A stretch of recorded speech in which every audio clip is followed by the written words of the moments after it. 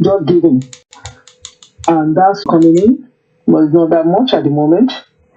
But what we're planning now is to be going from one group to the other to see if they can support us with something. Because at the moment, these kids, our players, they are not in Nigeria. So they are in one African country. We've got 14 of them there, and we've got 9 outside that country. And we've got 9 in South Africa, which they're going to meet together. They'll be going 2 weeks before Carnival started. They'll be going 2 weeks. So actually, they want to. What we're looking for is that we're looking for the money for visa for these guys and ticket money. Oh, lady. Because the ticket from where they are to South Africa will be costing us nothing less than $800 per one player, and the visa is about $200 as well. So let's say one player, what we take them to South Africa will be those 14 players that they are in one country in Africa. So sorry, because I don't know who I'm talking to and I don't know who is here as well. So we are told not to relay where this our football team because they've been out since about a year ago in that country. They met together. I don't know if any of you watched the friendly match that they play about 3 weeks ago. We broadcast it about, I think is it on Saturday or Sunday? On Sunday. I don't know if any of you watched it. I did. They play with South Sudan, and they gave them 3-0. So I don't know what you want me to tell you. If you have any question, you can ask me.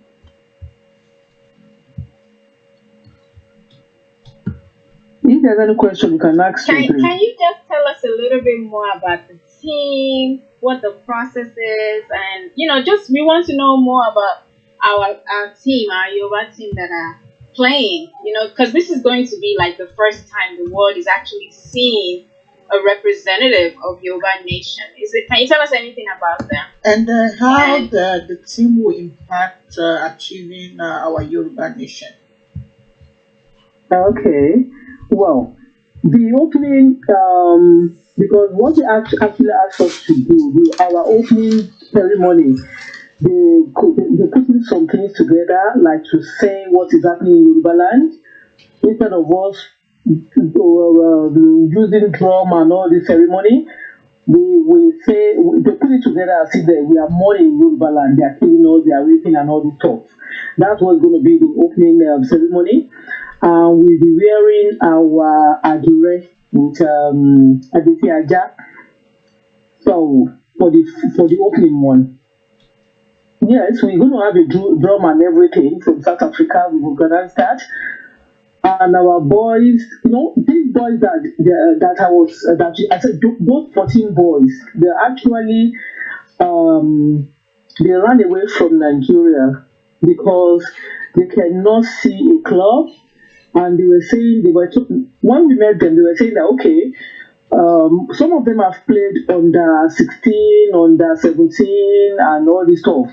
But because some of their parents are not that rich for them to bribe the coaches, and how it works in Nigeria, so they could not get a club, and that's why they're there. Why NFF has been, the board of trustees have been helping, feeding, accommodating, and all this stuff. So they are very, very dedicated to play and win. Because if you watch that match of Sunday, you can see that they really, really tried. These people that they play with, they are professional players. Some of them are professional players that have been playing for international game, and they beat them 3-0. So we are proud of them, and I am sure they're going to make us proud as well. Have I answered your question? My question is that how would we help us in our goals in achieving Yoruba nation? Thank you. You can see, with sport, especially ball, the young ones, they love ball, they love football. And because if you look at our Yoruba nation, apparently it's about, let's say, 40 upward is the people that we are craving for Yoruba nation. Our youth are not actually there with us. I can count about less than 10 youths that I know that they are following us and back to back, and they are doing the rallies and all these things with us. Is mainly we elderly people over 40, 50, 60, 70, 80 that we are there. So these sports, we can use it to draw their attention towards Yoruba nation. I will tell you something. My children, they don't normally go, mommy, why are you going there? I don't want it. I don't want this one. Why are you doing this? Why are you? So when we started this football thing, when we want to do on Saturday, on Sunday, you can see that we did fundraising. So what I did is that I actually gave the team their name to contribute. And when I'm going to the meeting, I always take them along with me. Like I will say, okay, I didn't ask you to say anything, just stay there and ask questions. And they get involved, and they like what we are doing there. Because if you don't call them, I don't think they will answer us. So now that we draw their attention to what we are doing, I think, especially with sport, they will definitely join us. And when they join this sport, because so if we draw the attention to this football, as they are watching it, we have to be telling them what is happening as well. So like this graphic that these people will be doing for the opening ceremony, I think is a very good thing, because most people don't know what is happening in Nigeria, especially the children that we have here. Yeah? So they don't know what is happening in Nigeria. When you see that on the field and our boys kneel down and with the black card and show what is happening, and they think, wow, it is happening. Then from there we can take it off. So I think it's going to really help us in our agitation or our campaign. They said we shouldn't be calling agitation, our campaign for Yoruba nation. Have I answered your question? Yes, thank you so much. So, okay. Mo fẹ́ sọ pé àwọn tó ti gbá bọ́ọ̀lù tó jẹ́ pé àwọn tó ti táyà ní Nàìjíríà because èmi náà ti gbá bọ́ọ̀lù fún Nàìjíríà rí, so ní ti àwọn obìnrin, but ti máa sometimes tèmi àti àwọn tá a ti jọ play tàbájọ sọ̀rọ̀ àwọn kan sì play, àwọn kan ò play mọ́, àwọn kan ti di coach, àwọn kan senior ò ní wọ́n, so tí wọ́n ti ń bá wọn sọ̀rọ̀ bẹ́ẹ̀ yẹn pé kìíní ẹ̀rù máa ń bà wọ́n pé ká má jẹ́ kán gbọ́ lẹ́nu wa rọ because wọ́n sì make owó, so mo kàn fẹ́ sọ nílànà pé tẹ bá ń bí àwọn tó fẹ́ contribute tó fẹ́ dá owó sí tá bá lè reach out sáwọn tó sì gbá bọ́ọ̀lù lọ́wọ́ àbáwọn tó ti gbá rí, they will be happy láti put money into that cause, because àwọn tá a ti gbá rí báyìí náà a sì ní àwọn kọ̀ọ̀kan náà tí a sì ń help láti bóyá láti wá club nínú or láti help wọn travel or something like that. So inú wọn máa bọ̀, ó máa jẹ́ nǹkan tí wọ́n ní lè ṣe nígbàgbà. Ó ní ọ̀rẹ́ mi kan tó jẹ́ ó sì ń play fún Super Eagles gan lọ́wọ́lọ́wọ́ báyìí, ṣùgbọ́n ọmọ Igbo ni èmi ni mo link ẹ̀ mọ́ tíìmù àwọn ti Igbo, torí ó dà pé àwọn Igbo inú wọn máa ń dùn láti ṣerú nǹkan bẹ́ẹ̀, torí pé nǹkan tí wọ́n really fẹ́ ni, so wọ́n máa ń rún apá rún ẹsẹ̀ sí kọ́ọ̀sì yẹn, so tábà kan lè rí link láti connect mọ́ àwọn tó ti gbá rí bóyá lọ́kùnrin àbí sí àti ní ti tóbìnrin so àwọn tó ti gbárí lọ́kùnrin tá a bá lè connect mọ́ wọn even though tí wọ́n bá nílé ṣe ní gbangba wọ́n lè support wọ́n lè fowó support ní kọ̀rọ̀ táwọn èèyàn ò ní mọ̀ yeah so ìyẹn ni ìgbé kí n sọ. Ẹ ṣé mà, ẹ ṣé gan-an ni. Ṣe rí our team manager obìnrin ni Finland ló wà so our team manager obìnrin ni so and she is very very good as well. Tó ti gbá bọ́ọ̀lù tó ti gbá bọ́ọ̀lù tó gbogbo our coaches we have 3 coaches and I think we have 1 from Nigeria and 2 from South Africa. Tọ́jú ẹ̀jẹ̀ fún náà ti gbá bọ́ọ̀lù gbogbo wọn náà Nàìjà náà ló lé wọn jáde bó ṣe ní gbogbo wa náà jáde nílùú yẹn.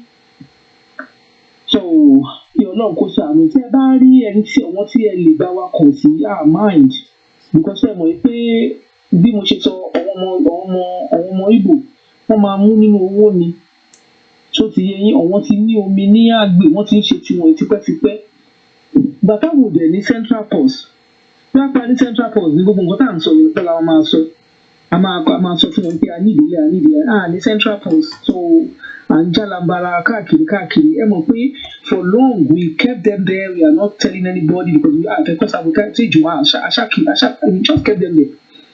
So àwọn board of trustee ni wọ́n ń fún wọn lóúnjẹ ló ń sanwó ilé wọn ló ń ṣe gbogbo nǹkan gbogbo ìgbà àwẹ̀ yẹn so tí a fi gbé jáde nísìnyí about 2 weeks ago nígbà tí kọ́ni bá ṣẹ̀ṣẹ̀ accept wa látó gbé jáde pé okay we can now talk about it. And àwọn ọmọ kan náà àwọn mẹ́wàá ló wà mẹ́ẹ̀kẹ́lẹ̀kẹ́ àwọn mẹ́rin kan tó wá join wọn láti Naija just about 2-3 months ago wọ́n wá join wọn but àwọn mẹ́wàá tó wà bẹ́ẹ̀ yẹn wọ́n ti wà bẹ́ẹ̀ tipẹ́tipẹ́. Those are the best 14 that we chose o àwọn tí wọ́n wà bẹ́ẹ̀ I think they are about 18 àwọn tí wọ́n gbá bọ́ọ̀lù ti Sunday wọ́n tó bí 18 but àwọn tá à ń ṣàtọ́jú pé the best 14 wọn ni à ń ṣàtì wọ́n lọ so tẹ bá rí àwọn tí ẹ lè bá wa kàn sí ní mind tẹ lè bá wa kàn sí àwọn tí mo John Fáṣàánú àníbíyá kí ọkàn bá wa wá nǹkan kan bẹ́ẹ̀ yẹn lọ we don't know adẹ̀tún sọ fún àwọn ọba wa náà wípé àmọye tó like sport nínú wọn wọ́n á ní àwọn ọba míì wọ́n wà lẹ́yìn wọn tí wọ́n bá lè bá wa fi ẹnu ṣe kàmpéènì kìíní kọ́ bá wa fi àpò wọn ṣe nǹkan táwọn mídíà àtàtún sọ fún wọn nìyẹn pé ẹ bá wa ẹ pè kan nínú wa báyìí ní sọ bó ṣe jẹ́ fún wọn a kò máa sọ pé kan náà wọn bá wọn ẹ gbọ́ pa ànáàzì owó yẹn wọ́n à ní sọ tó jẹ́ nínú yín but it's like a ti ń sọ láti bí ijọ́ mélòó kan wọn ready láti bá wa gbọ́ kọ́lọ́run ẹlẹ́dàá kó ṣàánú kó má ṣe wá ní ọ̀dájú ẹ̀dá láwa ọmọ Yorùbá. Lady K, how are you my darling? So kọ́lọ́run kó wà pẹ̀lú wa ni o. Ẹ ṣé. Is there any other question tẹ́tẹ́ ní nílé ẹ̀? Ẹ káàsán máa ẹ káàsán. Ẹ káàlẹ́ o. Mo fẹ́ báwo ni a ṣe lè purchase the jerseys for the supporters our away kits or the home kits báwo la ṣe lè ra àwọn kits mọ́. Ó depend lórí ibi tí ẹ bá wà. Àwọn tó wà ṣé níbo lẹ́wà ṣé UK lẹ́wà? UK. Okay, gbogbo àwọn media presenters wa àwọn Yorùbá world media gbogbo wa náà ni tó bá wà ní UK irú Koiki Gbẹ̀du Dr. Zabi Ajé Akunyara which is me tí wọ́n bá ń wà lórí platform wọ́n ti ń polówó ẹ̀ wọ́n dẹ̀ ti ń gba orúkọ sílẹ̀ nísìnyí so in UK it's £25 including postage but ẹni tó bá wà ní South East aláwọn shop tó yẹ pé wọ́n lè lọ gbà níbẹ̀ ẹni tó bá wà ní South East. Èmi ò sí London náà so I'm up northern part of England so èmi yes we can post it to you. Would it not be better if you have a website where it's there so people can if they want it they will click and buy so. That's the problem. So they can.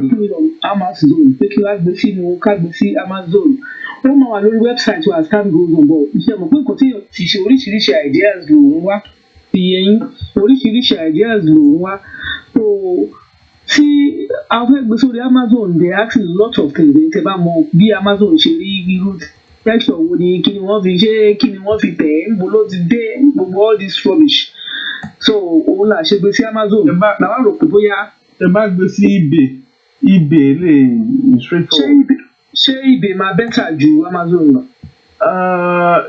To be honest, a website will be better, but ṣe bá fẹ́ ṣe quick e-commerce this thing, eBay will be better. eBay what you are accommodating, but website ló máa better lóye pé ó máa were accommodating for kids here because obviously when you log into the website it will be the Yoruba Nation sportswear so anything tó bá jọ mọ́ cause mo sì bá bàbá àròpọ̀ sọ ọ̀rọ̀ yìí ní títí di àárọ̀ ìmọ́jú pé ó máa better tá bá ní design tá bá ní website and a design team as well because me I studied BA honours in fashion design and textiles. And I was speaking to Baba Roko about designing some gears and stuff for what's your name again? Let me take your name so I can tell Baba Roko so I connect that thing. Lamid is our IT manager. I don't know if you know Lamid. I don't know Lamid, but I was speaking to Baba Roko so one year I had the group so we can talk so because the important thing is funny ní Yoruba Nation Sports Department a máa ní àwọn track and field garments táwọn èèyàn máa wọ̀ nítorí tó máa lọ sí fún Olympics ọmọ àwọn tó fẹ́ ṣe track and field bíi relay high jump long jump short put wọ́n máa ní àwọn garments tó máa wọ̀ ó dẹ̀ láti wà design pẹ̀lú kíní bẹ́ẹ̀ then obviously getting sponsorships and stuff and how we want our our attire, our wares to look like. That was what I was discussing with Baba Roko. It's something that I can be part of that team as well, in the aspect of designing. So lower by means skies are limit because ọmọ Yorùbá mọ̀ pé ọpọlọ wà tó dẹ̀ pọ̀ gidi gan. So if you can text me your number, I don't know if you want to call your number, you can give it to Balogun to text to me. I would message you from the back end. We're not check the clubhouse because I don't need flower. This is the first time. This is the first time I'm using this clubhouse. It's okay. So what I'll do is I will send you a message through the back channel, and then any message you must send me for the number. Okay, where will I get that? I don't know where to get it. Let me just click on your profile and I will message you now and then see if you. If I didn't think I will ask Balogun how to. Ó dà pé tí bá send yín ṣe tẹ́bà rí ẹ máa lọ sí nǹkan tó ń pè ní request. Is either you have the chat or request. So I might be underneath your request because. Actually, let me just follow you so I probably go back. If you follow me there, I think I will be able to. I followed you. So Tebati send the message and say hi. So it's that one direct message. I don't even want to touch it because okay. Maybe someone technical can help you. Yes, well, I'm a bit technical, but because I didn't use it, this is my first time of using it. So mi ò tí get nígbà tí máa jókòó ní ìsìn máa tún gbogbo ẹ̀ka máa kàwé náà. Ẹ bá fẹ́ gẹ́ ti message ẹ wo ojú screen yìí. Mo ti rí níbi wọlé. I've seen it and it's like one message I've seen it. Ibi tó dàbí triangle I've seen it. Yes, mo ti rí nǹkan ti wọlé ní ìsìn mo ti rí message kan. So màá wò later I will start to I will look when I see you if I see your number I can give it to them. Mi ní pé kí nǹkan báyìí lè sọ o ti yé because I fẹ́ àwọn èèyàn tó máa help wa gan náà. Bàbá Gani Alágbàlá náà wà ń bẹ̀ is one of us. So I can see him there. I don't know if he's on the line or just hiding there or it's just his profile picture I'm looking at. Okay. So is there any other question you want to ask me? So basically, firstly, once again, particularly when you take that from the Jewa, and you know what? This is a very good step for us. We're moving towards having a nation, which is Yoruba nation, and later it's towards the right direction. Yeah. So at least by the time Umnira Yoruba, Because the Italy one, the one that is in Italy, I think is even more than this one. They're going to do lots of athletics nínú ẹ̀. Eléyìí náà wọ́n ṣe bá àtètè mọ̀ football nìkan làwọn ń ṣe. Wọ́n ṣe nínú eléyìí náà wá àtètè mọ̀. Wọ́n gbà sọ pé wọ́n àtètè Ọlọ́run kàn ní ká darapọ̀ mọ́ ní the long story. So lágbára Ọlọ́run the next one máa tún dájú eléyìí lọ. Mr. Gani ṣe wọn bẹ́ẹ̀. Mr. Gani ṣe ń gbọ́ wa. Bẹ́ẹ̀ tó bá ní star lórí ló wà lọ́dọ̀ wa nítorí mo mọ̀ kán wà lẹ́bọ̀ ìyá tó ń gbọ́ ní star òde. Mr. Gani, you can mute your mic. Bóyá wọn náà bí tèmi báyìí ni tí wọn mọ máìkì tó mọ pé ní ìlú. Ẹni tó bá ní star ẹ̀ mà ní moderator. Okay.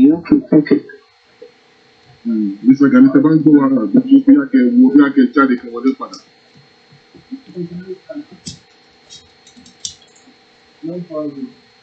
All right, in white wọ́n ṣe ń tẹ́lẹ̀ àti sort out látọ̀dọ̀ nǹkan tó dáa ní ìgbésẹ̀ tó dáa ní nǹkan tó ń ṣe ìwọ̀n láti ní láti jẹ́ kí àwọn mọ̀ pé it's a very good tool for awareness.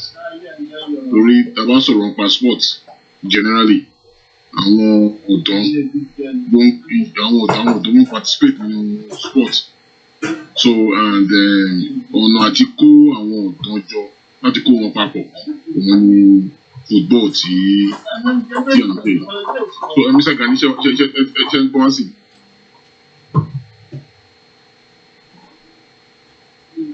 So basically his mic is on. Network látọ̀dọ̀.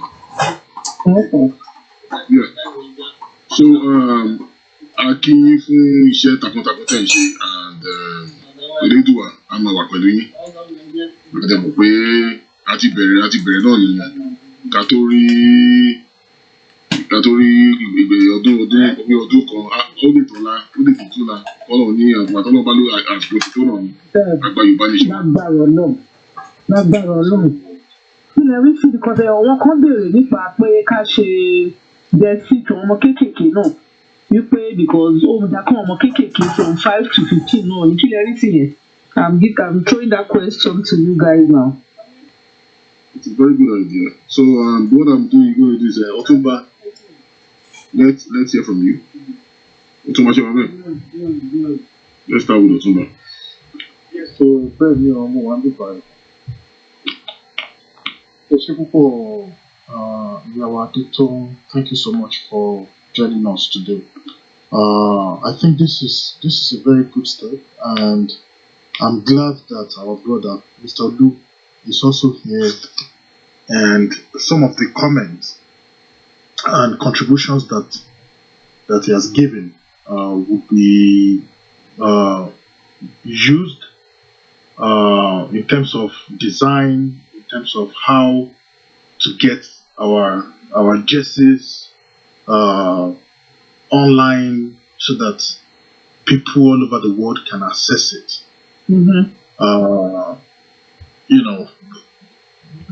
There are due diligence that would need to be done. And I think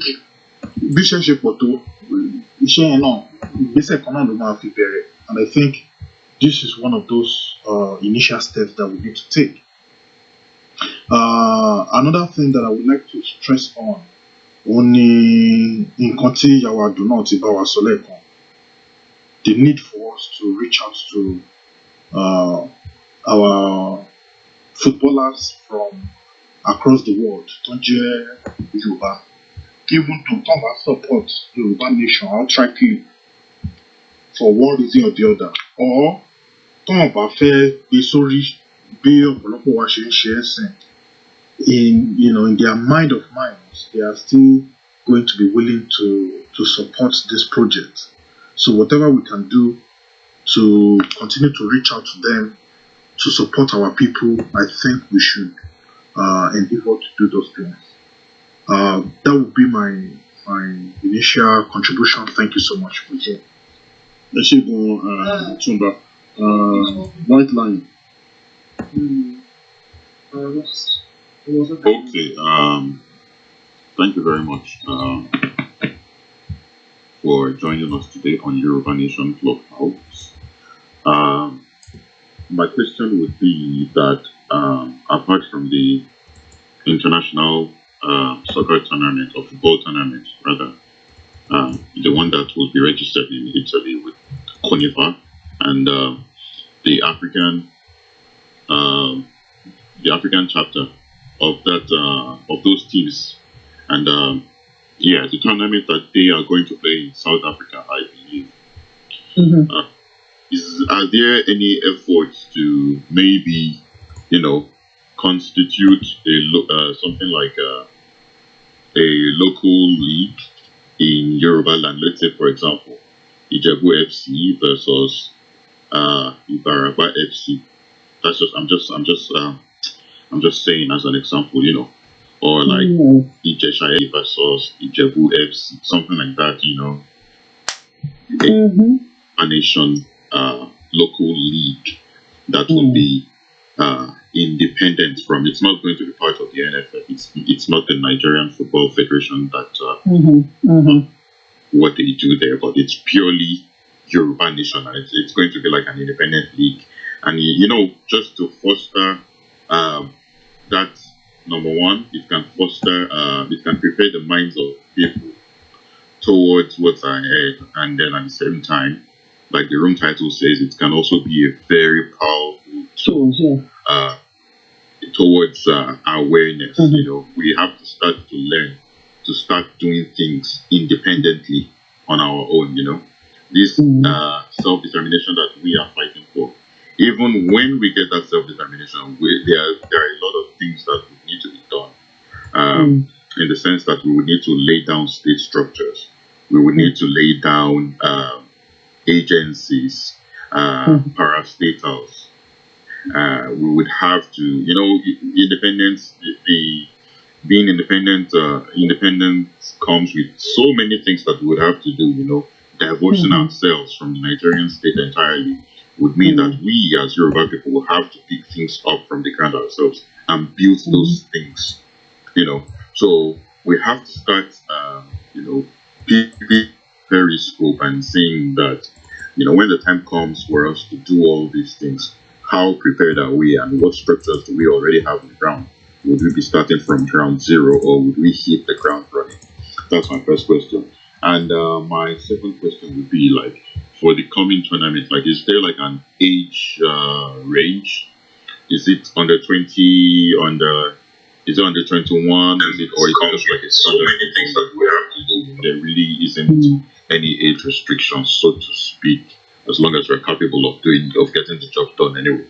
So those are my two questions. And then for the sale of the jerseys, I think the ideas that have been raised previously were very, very wonderful ideas. It can even the listing of those jerseys on trading websites like Amazon or like Amazon or eBay or any of these other. There are a whole lot of them where items can be listed, and of course also a website can be built around this thing where people who are interested can go to this website and order like products.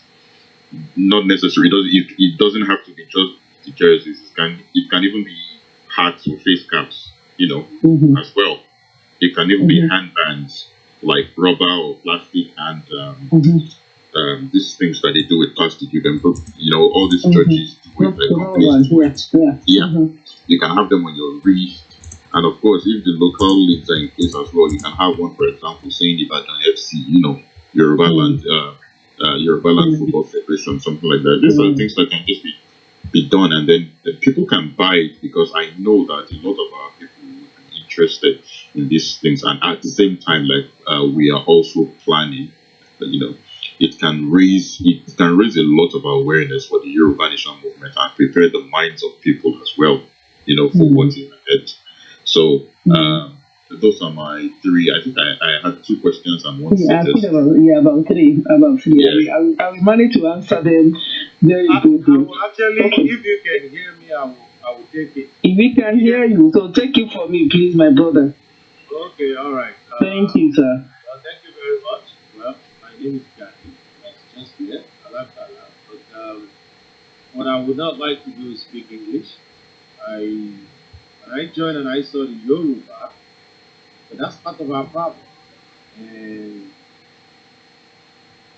we're losing our identity. That's part of the thing. So when I saw that Yoruba in the room, we were speaking that, I was actually very encouraged.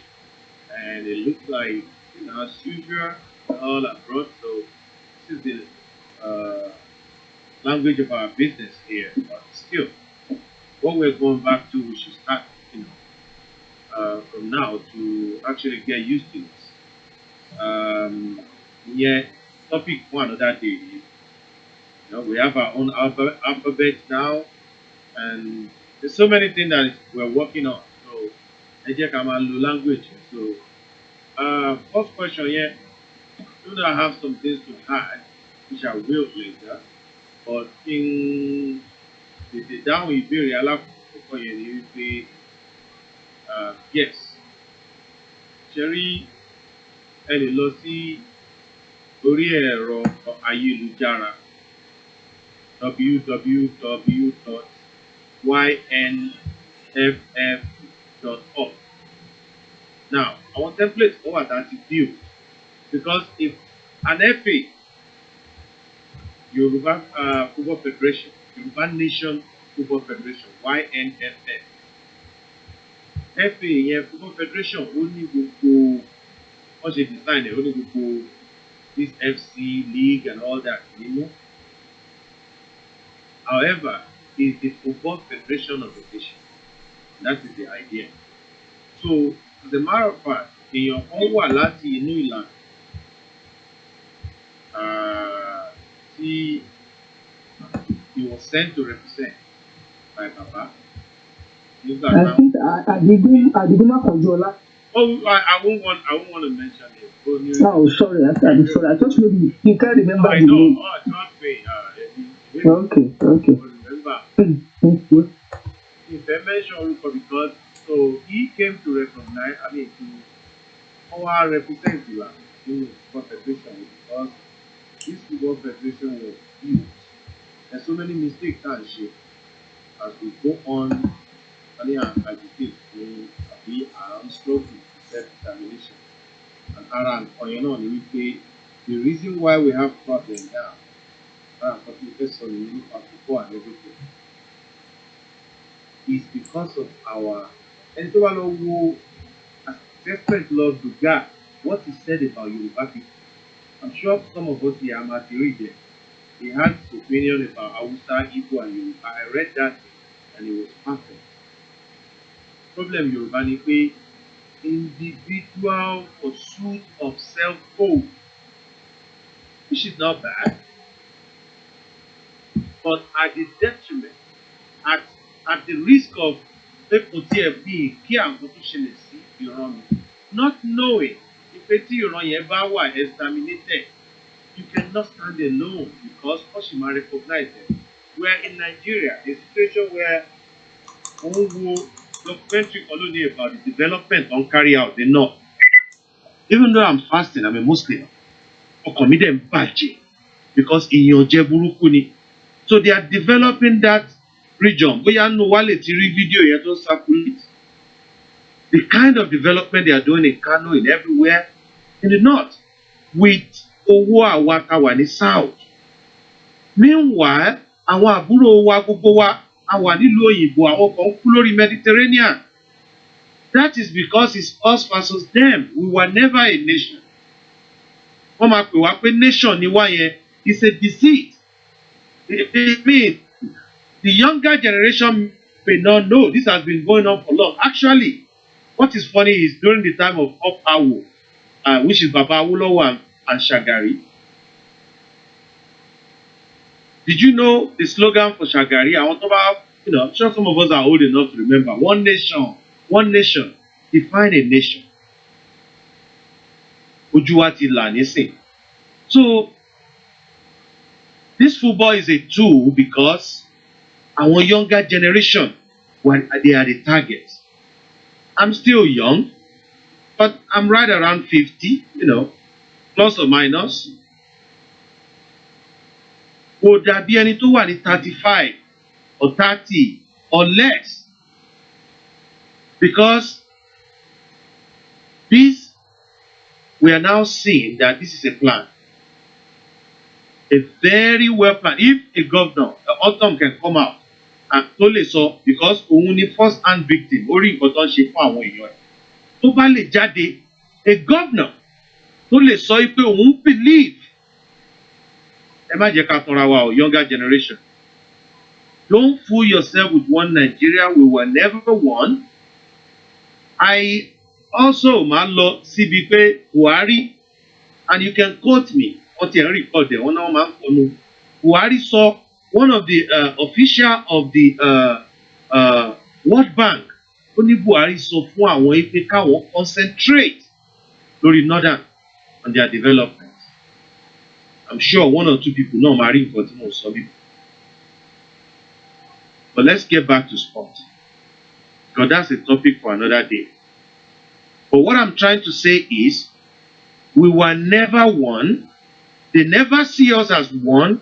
Where there's, if you think about it, there will be equality, there will be justice. We were never equal. They never saw us as equal. And what is sad, nǹkan tó burú jáì ni pé gbogbo nǹkan tí wọ́n ń lò yìí, àwọn ọ̀rọ̀ wa ni. I can guarantee you now, tó bá jẹ́ pé port ó wà ní KANU. Did you know one of the development they are doing in KANU now? One of them is a dry port. So that all they will do is just take the thing to your port in Lagos.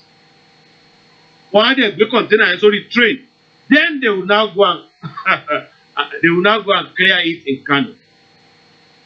Imagine. So wọ́n máa lo omi yín, wọ́n máa lo port yín, wọ́n á kàn gbé sórí train. Wọ́n á lọ dry port, no matter ṣe clearance and payment and everything. That's one of the things they are doing in KANU. So younger generation, nǹkan tá a ṣe get involved in football is because they are not listening. Wọ́n pa ìtàn rẹ̀, which is history. Èèyàn kan is not a policy, but we know Nigeria. Even the president ó sọ fún wọn sí pé ẹni tó bá mú as candidate, anybody ma check it. So if you are in position in Nigeria, you don't need policy. Just a signal, everybody will do what, because it's a dictatorial. The whole power is concentrated in the center. So who will go against your word? So yes, it's a policy that they should eradicate history. But that is because they do not want us to know who we are, where we come from. They have an agenda. Now, football. Because information in our back. We now realize that our boys who are not just talent in Nigeria. And that's one of the reasons why I got involved.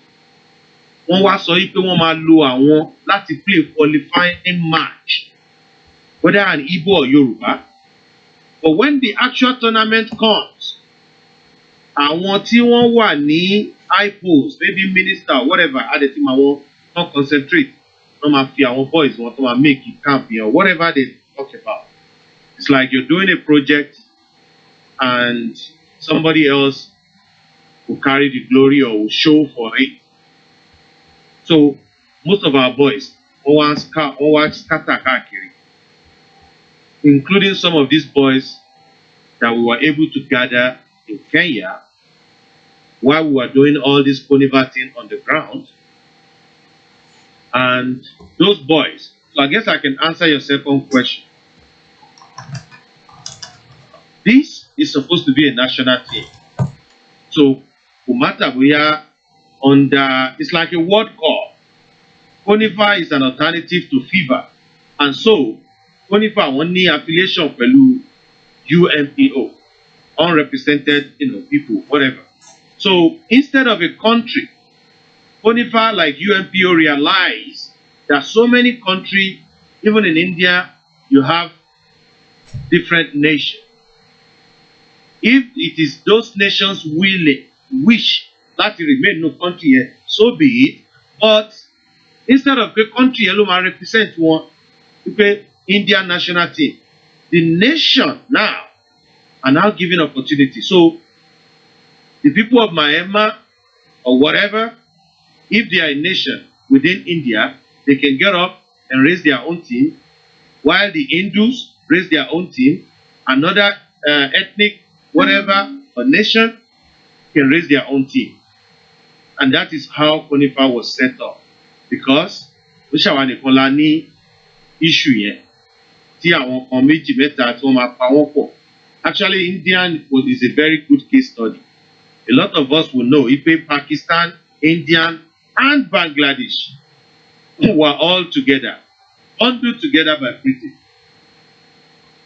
And thank God by now, Pakistan ti kúrò ńbẹ̀, Bangladesh náà ti yà kúrò lára wọn. And still, Pakistan, Indian, they are still over billions. So how British were able to do that, I don't even know. But anyway, so KANU CONIFA will give them a chance instead of giving just India a chance, which is the FIFA style. FIFA Lumani Nigeria. So this is a national team. So it doesn't have like maybe under 21 or under what. Anybody can go and represent the nation. So just look at this, be FIFA. But it's a CONIFA because it recognized nation. So CONIFA is Yoruba nation, only Walola. But Ijo back lọ pẹ̀lú Yoruba nation, they can still have the Ijo team and Yoruba team, even though we're inside Yoruba nation. Tomalo, she tournament the CONIFA, and I think that was actually very brilliant. To answer your first question, yes, mo ní èèyàn kan wá láti inú ìlànà. Wọ́n ti ní sport package. So what we did was just have an FA, so that gbogbo FC yẹn máa wà ní under, even though there is some kind of misunderstanding. And that's why I didn't want to mention his name, because he was there in the YNFF, and YNFF is set up so that only one group. It will be representative from all kind of group, and I think that is how Yoruba can work. Because we're starting to see unhealthy competition, like Global Directorate, Ìlànà ló ṣe yẹn, Ìyànà Pàjà ló ṣe lè. That's not what we need. How can we even start, multi-party division? We are supposed to be a freedom fighter. We're supposed to be comrade. But we're not seeing that because, like I said, and someone was rightly said, orílẹ̀-èdè. So it's not a joke. Anyway, ìyẹn ni ò jẹ́ kí fẹ́ lọ sínú details yẹn. But I know eventually, because it's the way it's supposed to be set up, wọ́n tiẹ̀ ti ṣe tournament kan about what you're saying, and they are advertising it right now, and they will play that before the carnival. So YNFF is a federation, FA. Àwọn tí ẹ̀ ń sọ yẹn, Ìbàdàn FC, whatever, gbogbo wọn máa ní different league. Bóyá, you know the old football, wọ́n ṣe máa ń ṣe organogram, wọ́n máa dá draw gbogbo ẹ̀. But gbogbo ẹ̀ ló máa wà London Football Federation. Nínú àwọn yẹn náà ti máa mú àwọn team yìí. We only selected those boys that were outside because, one, kí Nigeria máa hunt wọn. Two, visa, everything, and those boys were professional footballers on our club. So they have this one they're playing back home already, and that is a start of what you're talking about. It's coming up in the Ijebu. I don't remember the date, but it will actually come up before the tournament. So that, because YNFF is not supposed to have a team. I think that one started today. The Ijebu one started today. It's already started. Yes. Thank you very much. So yes, once it started, so because we are for Yoruba nation. The YNFF is just the BOT. guys like you who know about football is supposed to be àwọn ìyẹn náà máa padà take over. That's why we call ourselves board of trustee. We started it for Yoruba Nation so that àwọn leagues yẹn chairman àwọn league àbí whatever tó bá jẹ́ head of those leagues àwọn náà ló máa padà wá sínú football federation tó máa wá ṣe gbogbo nǹkan yẹn. So we have everything drawn up, including bylaw that we submitted to CONIFA that included all these FC and football league. But we just gathered this one team to be the national team, meaning we can't even retain them. So I wanted to say, Luma Padawama, one national team as we go on from this year. So I hope I've been able to do justice to the question. I'm back with information. I'm back with so many other things that I want the younger generation to see this, that football or not, we're only using this to reach out to them because I wish we can even have BB Yoruba instead of BB Niger.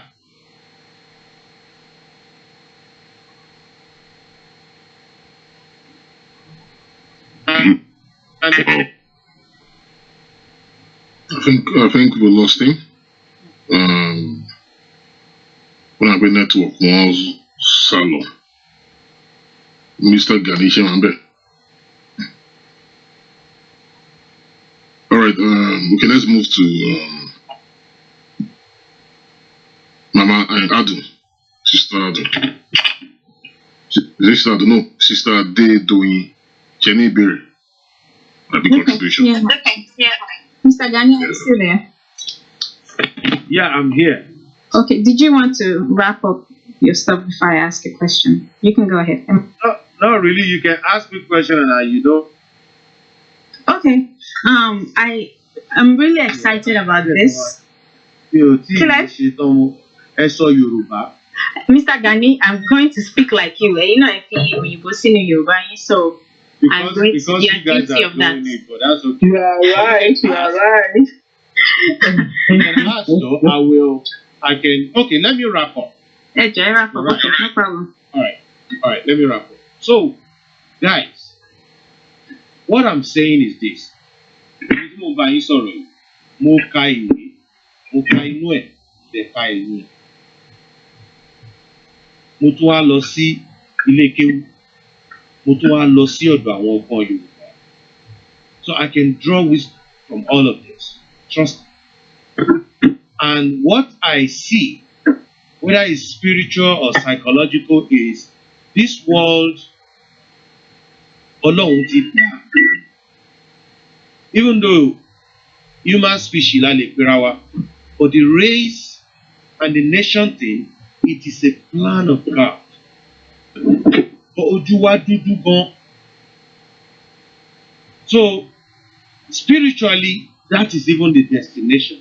Because ẹni tó bá jẹ́ Muslim bí máa mọ̀ ipe Ọlọ́run sọ wípé inna khalaqnakum min zakari wa unsa wa ja'alnakum shuhuban wa qaba'ila lita'arafu inna akramakum indallahi atqakum. Meaning, we created you from one man and one woman, but it is àwa Ọlọ́run gbogbo la ṣe yín ní èdè sí èdè, ẹ̀yà sí ẹ̀yà, ìran sí ìran kẹ́ lè dára yín mọ̀. So it is God's plan. And in the Bible, ó sọ wípé Babylon, when ohun wọn ó ṣe ọ̀kan, they were trying to build a tower. You all know the story more than me, the Christians here. So that is why Iraq is Iraq. Iran is Iran, even though they are cousins. Look how close Aramaic is to Arabic when they are speaking it. So there is nothing wrong with this because they will never, the Fulani man will láyé rí Yoruba as his true brother. And the Yoruba man will never see a Fulani as his true brother. So where is the patriotism? And that is what is happening in Nigeria. Yoruba bá débẹ̀ ń sìn, all he wants to do is reverse.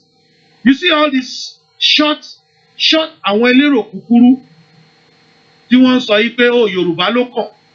Do we want to continue with that or just live as a peaceful neighbor? So Yorùbá ló kàn. You should just go there and build your own Yoruba Boko Haram to revenge, or maybe we don't kill people but just go there and steal money, just like the Eastern Bloc did when Jonathan was there. Lisi, Desani, and all of that. So, oh my God, it's our turn to eat the national cake now, more than everybody. Instead of a country with unity, equity, we will never see ourselves as one. Never. It's never going to happen because we were never one. Oya èdè ni o, oya oúnjẹ ni o, oya culture ni o, beliefs ni o, values. We value education, but the people that don't, they are sitting on power. British no help one anyway, so they can't deny that. And they know the reason why don't be help one because Fela sang a song. They will look for a stupid African man and give him little bread so they can use him against the rest. So I want try be everybody on low one. Let's marginalize our token, so that the foreigners can come and take our milk away. However, here's a topic for another day. So we are not fighting anybody. I'm sure most of you here that are in America, UK, or anywhere you are, they are talking about, oh, immigration, Nigeria. Oh, the best immigrant in America. But kini kota àwọn Hausa àti Fulani tó wà níbẹ̀? It is us. Now, if we have all that brain and we have to come here, not to partner, but to give them all our manpower to labor for them. We appreciate what United States, Britain, and all the advanced world, Canada, Germany is giving us, a safe haven.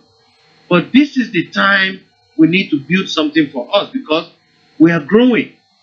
1960, the whole Nigeria was about, before independence was about 40 million. Now it's about 200 plus. Yoruba itself is about 68 million. In 30 years, where we will be? And now we are facing existential threat. Because our people will realize if tí wọ́n bá kí òjé bolóòṣà lọ́wọ́, kò sí bàbá ẹni tó lè bọ̀. The only other alternative ni pé kẹ́ gé ọwọ́ yẹn. So in order to take people's land, the alternative is to cleanse them. And that's what they call ethnic cleansing. And we still have all these NSAS boys. We don't know where they are. With all the gbogbo ọpọlọ tí wọ́n ní àti gbogbo energy, gbogbo organization skill. We were impressed that we even suspended Yoruba Nation movement so that we will not use it to cloud them because I'm one of the big guys in the behind. Àdìdì sọ fún àwọn ọmọ wa ni pé àwọn ọmọ yìí they are doing a good job. Let them do their NSAS. Don't use Yoruba Nation. Don't wear Yoruba. Join one, but don't wear the, But we're surprised that even lẹ́yìn tójú wọn ti rí pé instead of ending SARS, wọ́n kàn tún lọ mú SWAT wá ni. When are the younger generation going to see what is happening? And like I said, I will tell all a little history. One of my repeat alright. I'll tell us 3 things now, so I'll use that to run. In case any one of us do not know. Pa Awolowo, Baba, Ono Kologon. You see, Okolo Baba, we may have the likes now. Unless we do an IQ test or other thing. But the thing to make it stand out, the guy pay your melo local with the guy. Baba yìí ló ṣẹ̀ṣẹ̀ introduce a offer. So it's like, even tó bá jẹ́ pé olójú kan ni bàbá nígbà yẹn, àárín àwọn afọ́jú náà wà. I hope you can see the metaphor nǹkan tí mò ń tà láti arrive. Ipe so ìwé tí wọ́n ń gbà yẹn ó níyì. Èèyàn wo ló fẹ́ sọ òyìnbó àbí kí wọ́n fẹ́ sọ níwájú àwa lóde òní? Everybody is educated, gbogbo how many PhD la ní? But then it was a special thing. Not only that, our first generation here, forefather, revolutionaries, àwọn náà gba independent wọ́n ṣe. Bàbá Awólọ́wọ̀ in 1963, wọ́n contest, wọ́n jẹ́ kó wọlé náà, wọ́n rig election yẹn. What is the outcome? Lẹ́yìn ẹ̀ náà plan coup 1966. No. Lẹ́yìn ẹ̀ náà ju bàbá sí ẹ̀wọ̀n. Wọ́n ló ń plan. Wọ́n charge ẹ̀ ní felony. But àwọn kan náà wá bá wọn rìn sí, they wanted to kill him just like Abiola. So they charge him with felony. Wọ́n wá rìn sí, wọ́n wá sọ di treasonable felony. Ló fi wá lọ sí ẹ̀wọ̀n.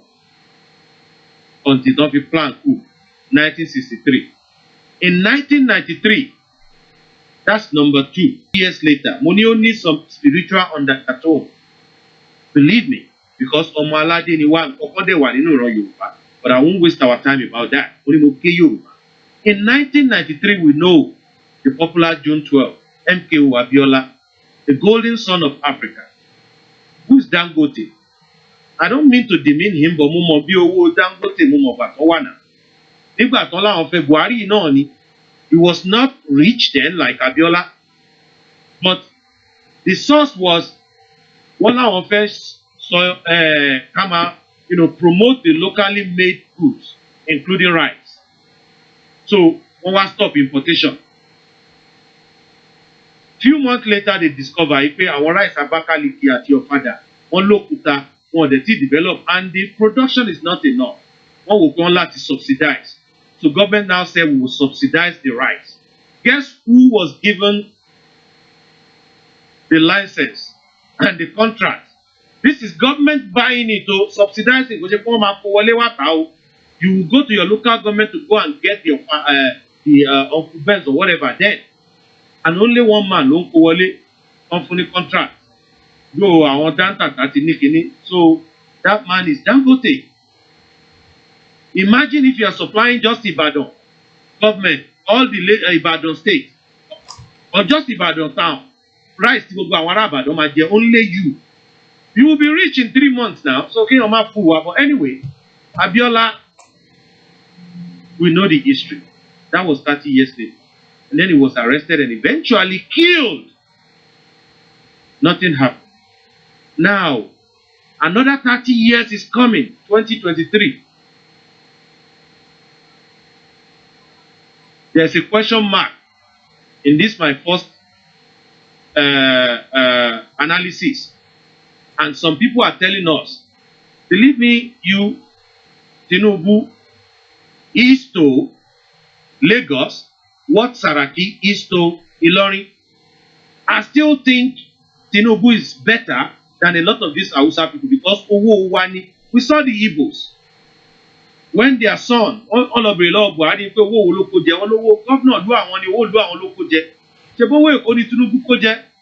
he was never in any federal whatever, as a minister or as an official. Owo country la wọn Hausa ń kó jẹ now. So believe me, it's still lesser, but whatever. Àwọn kan lò pé ó máa lọ kówó kiri kan jẹ bọ̀. That's not what we're saying. But regardless, a lè wò pọ̀ ọmọ Yorùbá ni. But alẹ́ kìíní, alẹ́ kejì. Tójú àwọn ò bá fọ́ra bàràbà ní dànù. Let's wake up. And some people are still saying what happened in 1963 and in 1993. In 2003, another 30 years, we should let it happen. Are we fool? That's number 1. What is number 2? And this is why they eradicated history. Did you know that every time the Fulani civilian, this is the third Fulani civilian head of state or president. The first was Tafawa Balewa. Did you know Tafawa Balewa never could see election Tafawa Balewa was sworn in or relinquished power from another civilian? No. Coup not be Balewa. Coup d'etat. The second time was Shehu Shagari. Coup not be Balewa. And we are looking like these people, just like Autumn said. They have done so many atrocities. They've brought all these Fulani all over the world, the Buzu rebel, the killers.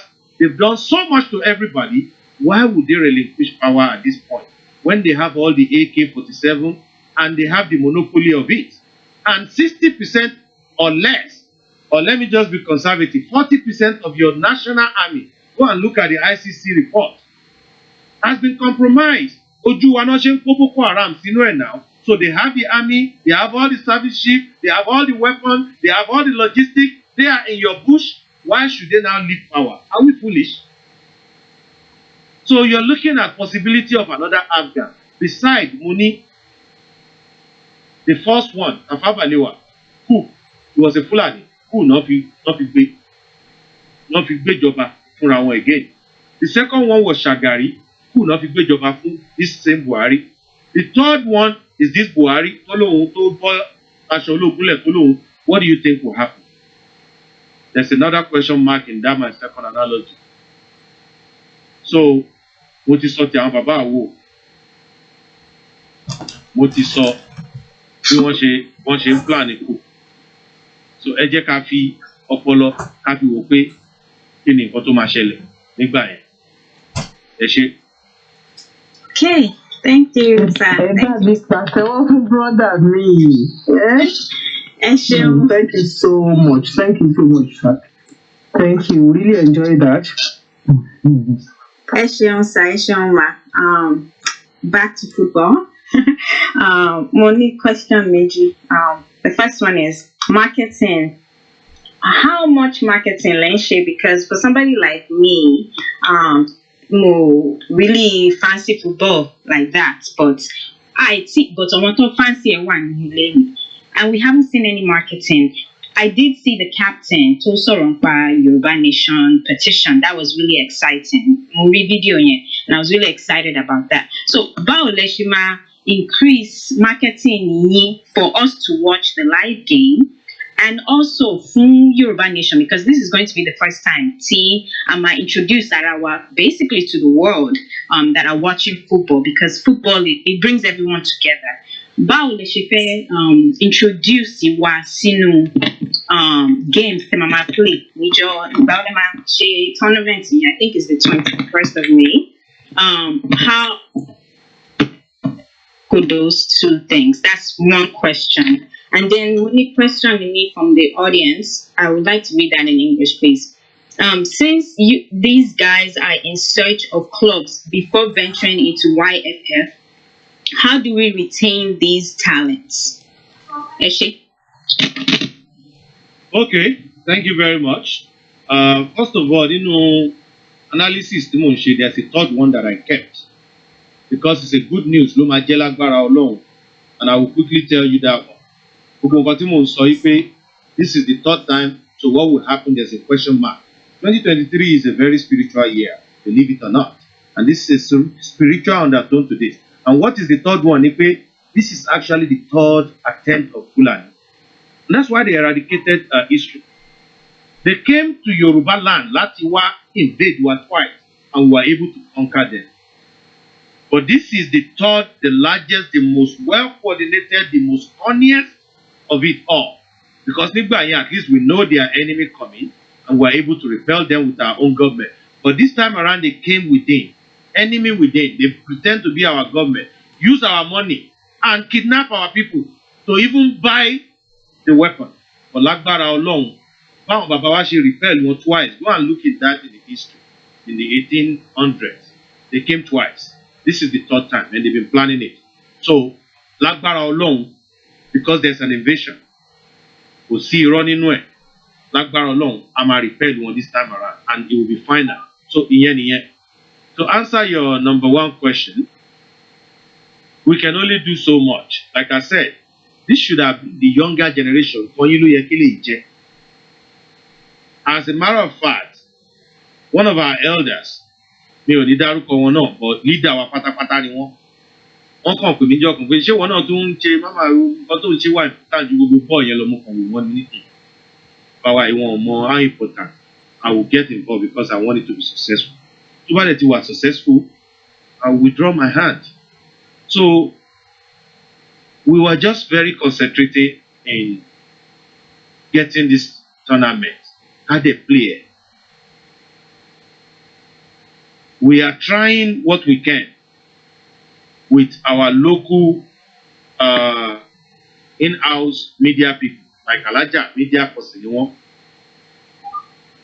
On the side of the Carnival, they are marketing it. It's a maiden edition. The guy is telling us himself, how I know she jet, now know she jet Africa. But this is the maiden edition of Carnival in Africa.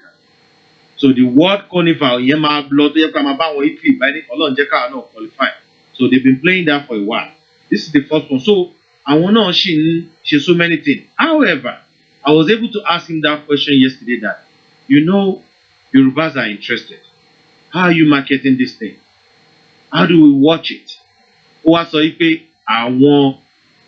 tó máa ń gbé FC bíi Italian kìíní kan yẹn, àwọn sport channels. Àwọn ti ní contract pẹ̀lú wọn pé wọ́n máa ń show qualify anyway. So they will let us know ahead of time in which country, what sports channel will carry that. So àwa lè wá mú yẹn ká ṣe list yẹn káwọn èèyàn wá lè mọ̀ pé if you're in Germany, go to this. If you're in America, go to ESN, whatever. We're looking for that.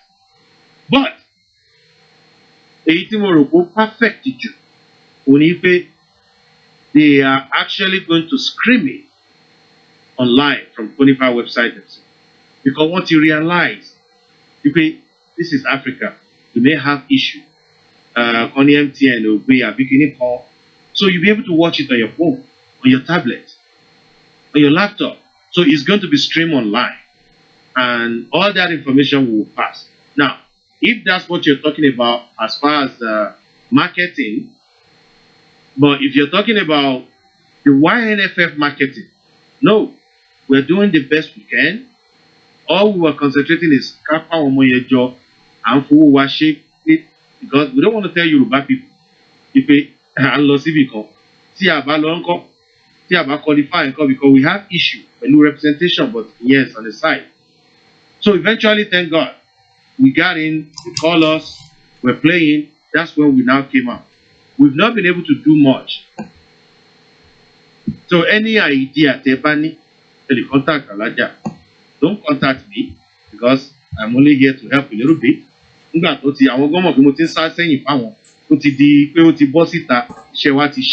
We expect younger people like you to come forth.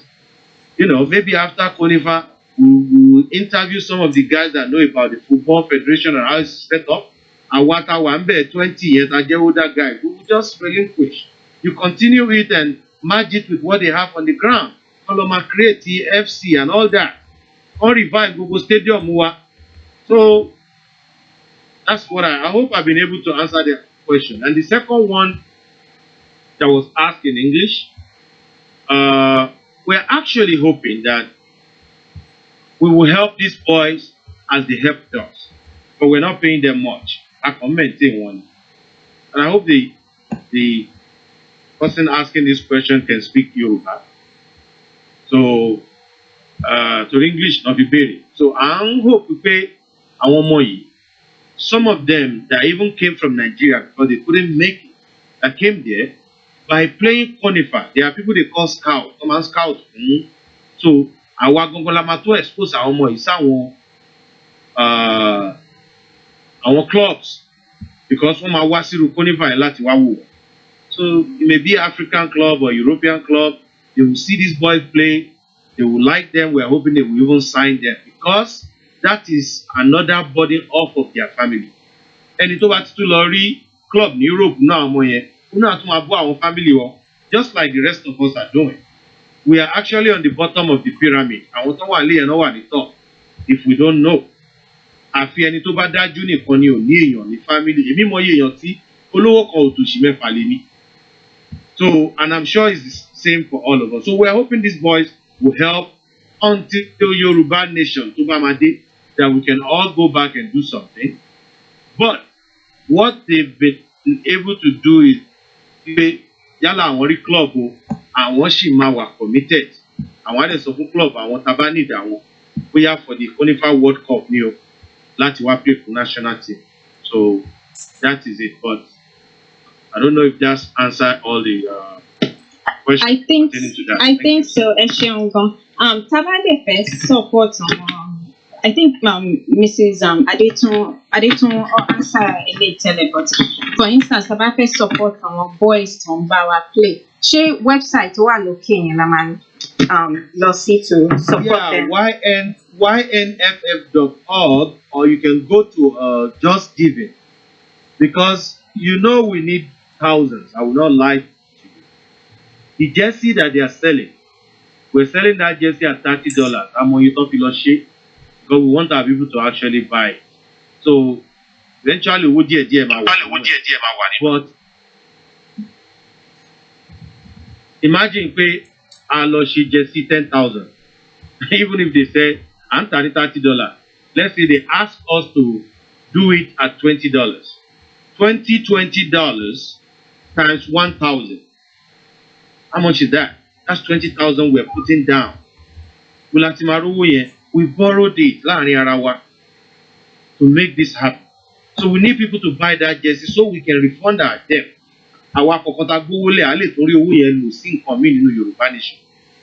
So buy the jersey. Buy for somebody. It's only $30. A meal sometimes. You know, tell your friend to do these things. So that we'll sell this 1,000. We'll even sell more. Because, and what are we doing? We look at their ticket. The last time I checked, we are supposed to bring about 24. Though we have about 14 of them that are going. I think we will look for the rest in South Africa. We already have a package to every match they play. Everything. So this thing is running into thousands. That's why you can guarantee the 50,000 we put there. It's just right around it. But I know. We did it for Yoruba people. Even if they raise that 50,000, all we want to do now, we're not taking any of our money back. We just want to use the money to support them, make them comfortable. We bought a lot of kits ourselves. So now, if any money is left from that money, you can bet you we're going to give it to another project in Yoruba Nation. And that is what we at the BOT said. The number is 100,000. I come up transparent. Okay, I'm going to South Africa. I'll ticket more. I want $1,000. Coach nearby. So eventually, after t-shirt, eventually we spend maybe 15,000. The rest of 85,000 can go to Yoruba people. And young people, please, take it serious. Most of you we are proud of because we know you are making 6 figures. We came here, we started driving taxi to send our kids to school. I have a daughter now that is making more than I do. And that's fine. You know what? But learn in Ukraine. We have a friend of a friend actually, that wrote that communique to Njadi. Yes, he's a friend of a friend. Only Ukraine. But the minute is black. Trust me, anything can happen anywhere you are. Some realize you are Nigerian. So please, get carried away. We need your help. We need you to sell these things. We need you to reach out to the younger ones because this is about self-preservation. Please. So support any way you can by donating, going to the website, buying the t-shirt. Even if you come and say, you know what, I know most of you $300 is nothing for you. So you buy 10 t-shirts and give it to the guys in Lagos. Oh, actually we did something, Alaja, didn't we? Right? So we lower the price. What's the price in Nigeria? 15,000. Exactly. So each and every one of us can be like, so it's not even, you can be like, okay, Mufera, 150,000 naira, how much is that? I on this LAE, more than 600 in LA, Loshui on this agitation. So that means 600,000 naira anymore. So that means easy for me. I can just say I'll buy 10. And then one wants so that they will give it to people in Nigeria. I want them as a for me.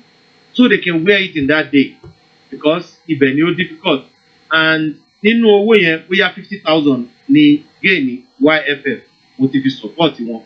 Then I want to yawa lowo, like I said, I want to contribute to buy $20 no t-shirt. Yes, just imagine we ordered 1,000 first, but we should be able to sell more than 1,000. We should sell 2,000-3,000. So era t-shirts here, LOC just giving here. Put your token, $1, $10. This is the best you can do for your generation, for Yoruba at large. Nítorí pé ethnic cleansing ló ń bọ̀. Thank you very much. ẹ ṣe gan Mr. Kanu Alágbàwọ̀. So my move sí àtọ̀ ìjọba ní any contribution àbí ìbéèrè either Ajia. Rárá, mi tẹ̀ ní mi ní ìbéèrè kankan fún náà. Okay, all right. Jí bàbá ṣe wà bẹ́ẹ̀. Okay, I'll move to FBI. FBI, are you there? Yeah, mo wà bẹ́ẹ̀. Ẹ ṣe gan lọ́pọ̀lọpọ̀ sista Mọ́mí Adétọ̀hún, àbí? Yeah.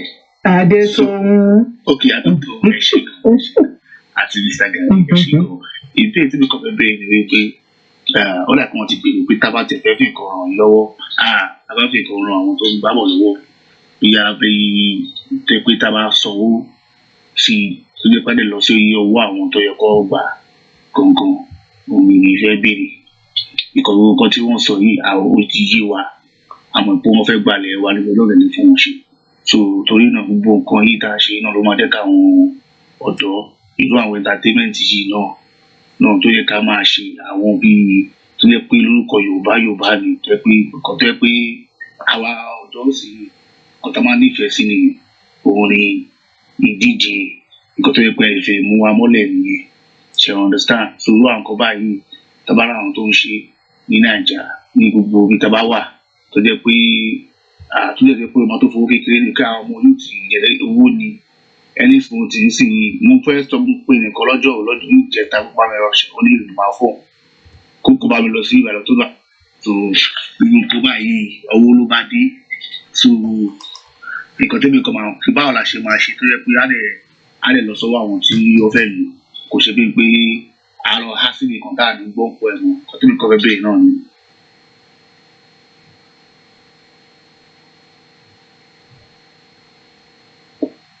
Make me answer question. Yeah. Raja, very lewa. In charge, so Emma do justice better than I. Ẹ ṣé kò sí bí wọ́n ṣe fẹ́ há sí ibi kankan nítorí pé a ní 2 accounts tí ó jẹ́ pé a ní ti UK a ní ti US a dẹ̀ ní another one tó jẹ́ pé just giving la máa sọ fún and there's transparency kò sí ibi tó fẹ́ há sí ṣe rí àwa ta kóra wa jọ síbí báyìí kò sí nǹkan tó jọ pé ó fẹ́ há síbì kankan ṣó ti yẹ yín àdẹ̀kùn ojú sóra wa a dẹ̀ ń ṣe account every time fúnra so kò lè há síbì kankan nípa gbogbo owó tí olúkálùkù san àga just giving ṣe orúkọ máa wà níbẹ̀ tó wá pé bẹ̀lẹ̀ fẹ́ san sí àmì ìyẹn wà transparent ẹ̀dẹ̀ máa mọ̀ pé òkè ibi ìbàlẹ̀ owó yín wà òtún wá pé ṣe lẹ fẹ́ nítorí mi ìmọ̀ nísìṣẹ́ ẹ fẹ́ fún àwọn footballers yẹn ní owó ni àbẹ̀fẹ́ contribute sí nǹkan tá à ń ṣe that's the question I'm asking now. Just giving náà lè máa ṣe sí that's the best way ṣe wá rí ibì kan ní just giving yẹn tẹ bá lọ sísàlẹ̀ because tẹ bá lọ fi owó sílẹ̀ tí ò bá ṣe pé bóyá UK tẹ bá lọ sísàlẹ̀ there is drop down tó yẹ pé ẹ máa sọ pé 1% àbí the minimum lè fẹ́ san so ti yẹ tó yẹ pé tẹ bá san £1,000 £1 lè máa san but tẹ bá click nǹkan yẹn ó lè lọ yọ bóyá 1% of that money so ti yẹ yín so tẹ bá san 500 nísìnyí £1 náà lè máa san one denomination kan tẹ san ẹ lè máa san so you got to be very careful nínú just giving yẹn àbí tó bá yẹ pé ẹ̀yin tẹ̀lé wà ní klọ́ọ̀bù yìí ẹ fẹ́ parapọ̀ pé ok ẹ jẹ́ kẹ́ ẹ lébọ̀ ara yín pé ok 300 ní owó ó lè jẹ́ 1,000 gan pàápàá ẹ kó jọ kẹ́ pé bàbá Gani Alágbàlá kó wà lórúkọ yín that would be good. Ẹ ṣé. Better, but what Alaja is saying is just like Just giving. I think most people come with example.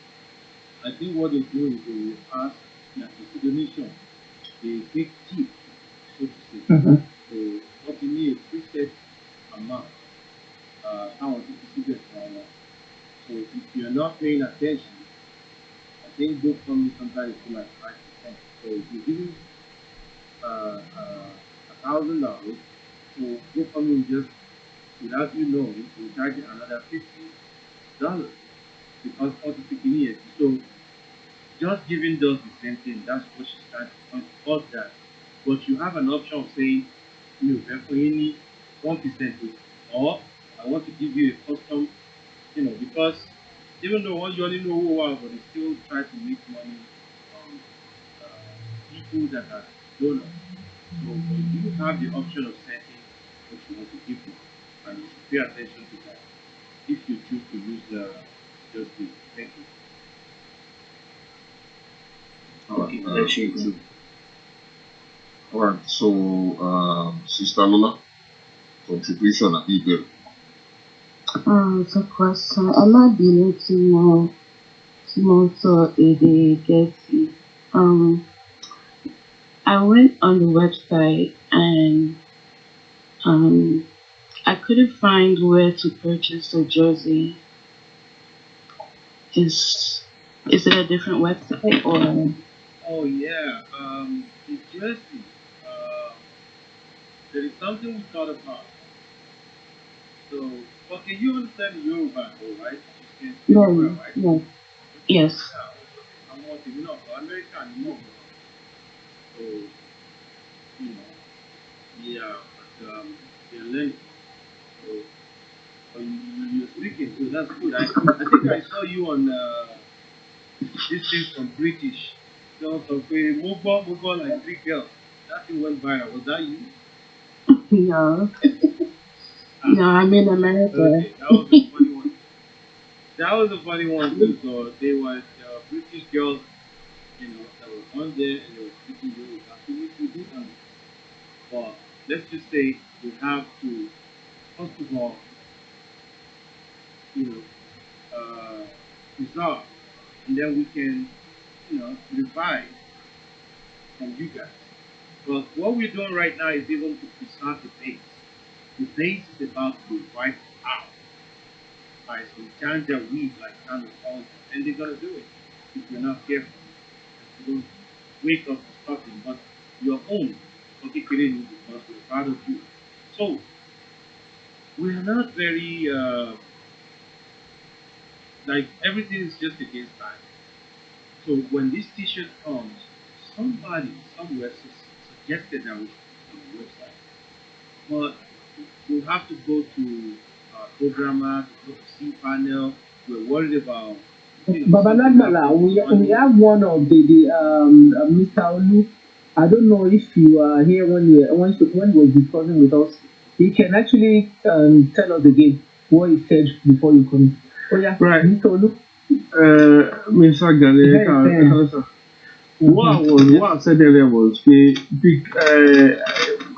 Mrs. Adeto sọ pé ká gbé sí káwọn fẹ́ láti ṣe Amazon and said yeah, I understand that, and then I suggested a website that a website would be better, but I also suggested eBay as well, but because it's a national someone that can yes, also because it's a national thing. I mean, if you put website for my better, because website to me is not that hard. Anyways, if you use Wix, because I have a website that I sell my merchandise on.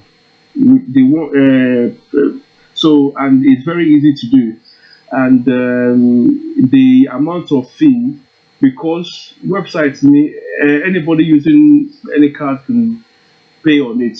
So, but I have to pay for the service for the card charge, which is very very small. The percentage is very very small, and I suggest we use the website because it's a national thing. In Myanmar, we are much more presentable and professional, and so that when people go on it, they can click on it and buy.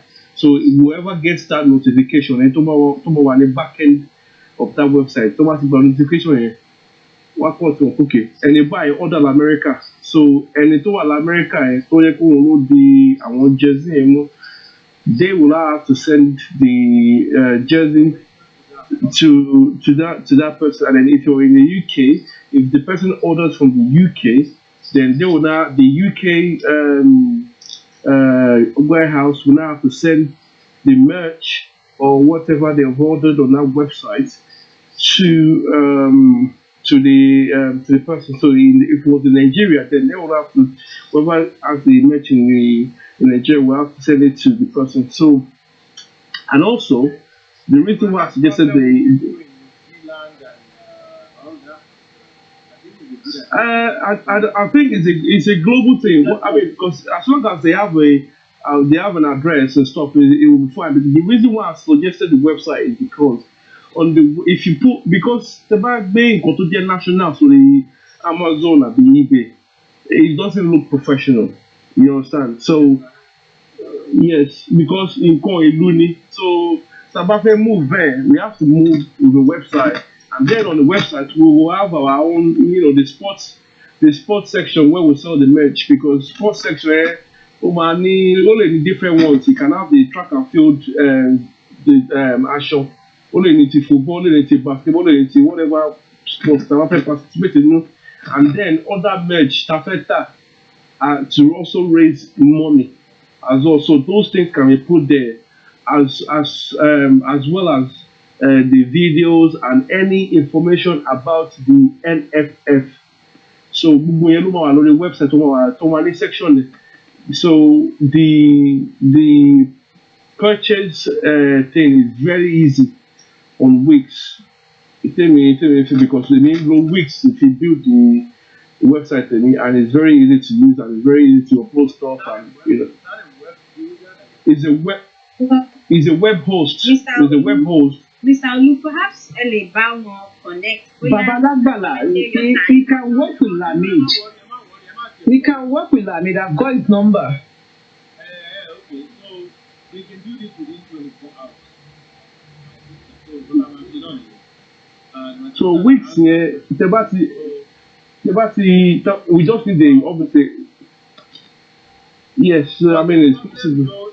I don't know what merchant service they're going to do. It is easy, because when it comes to money and exchange and all that on the website, maybe we have to use a third party just to be secure because our boys will try anything when it comes to money. Right. No, the thing is it's nothing to do with someone back home. And it when for example, if someone orders anything on my own website, it comes straight to the account that I put in, pay account to buy it. Now you can use different. Okay, no. I understand that, but now I'm talking about some of the steps. Some of the people are worried about ourselves, but I know and mobility of more our that is one of the problems with people make. However, because you just said something that makes sense right now, you put the council out, you say, I want distributors that they do. If somebody order in the website, they can still do their show contact. Think about the other website who are in America, to America, which is probably I will present our song.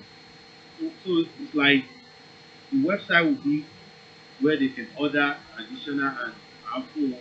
So the mailing thing will be taken care of. However, there's another part. We do not want a situation where people will say, I use my credit card info on ynff.org and 3 days later somebody's buying, because it happened to me so many times, somebody's buying Uber Eats in San Francisco on my card. So I think with Wix, you don't see their details. That is secure, a third party. I think that's what most websites. I've been to websites where our website, what secure. It's not the PFL of on my link to link our here. So they will secure the information and add it. So we got because we're talking about global now. So when I say our bots, I'm talking about Nigeria boys, they react, they do that they are anything. supposed to be yes. What the Silicon Valley means. Right now they are Yahoo Valley. When we get to the Valley, we change it to Charity websites with their payment is very secure. So I don't think it's an issue, to be honest. So anybody that are trying to say they want to get to the payment, it will be a bit hard because it's an Israeli firm. Like I won't use that firm. Verify. I use Wix as well, and they're very secure. What's their name? Wix, WIX. Okay. And do you take payment? Payment processes another thing. Yes, they do. They take payments, and it's secured. So it's good. You don't know who's holding our hosting. That means we have to pay for hosting. Yeah. No. The way it works is okay. I mean, you can. They like if you want to sell on their website, they already have like templates and stuff. You can just click and say you want to sell that. They will choose. You will choose the template and obviously you edit on the templates. But when it comes to payments, you can also choose like the sort of payment you want, and they will tell you the percentage. I think I'm now I'm making it up. I thought we were talking about YNFS website, people be going there to be able to order. So Yes, that's what it's, yeah.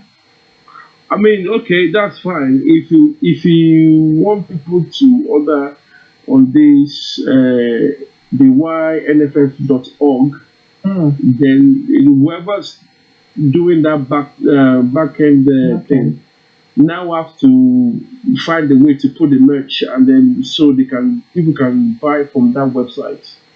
But what I was talking about is recommend is Wix, but they can now put a link on the YNFF that will take them to the Wix or Wix store, whatever, right? I mean, yes, I mean you can do that as well. No, it's bad, but then again, you still do it, but then you now have to buy a domain name and then link the two together. So on the NFF website, where you have the merge, you can have the picture, but on that picture, when someone clicks on that picture will have a link that will link them back to the Yoruba Nation Football Federation athletics or something like that. So that will lead them to that. So on that website, sorry, go on.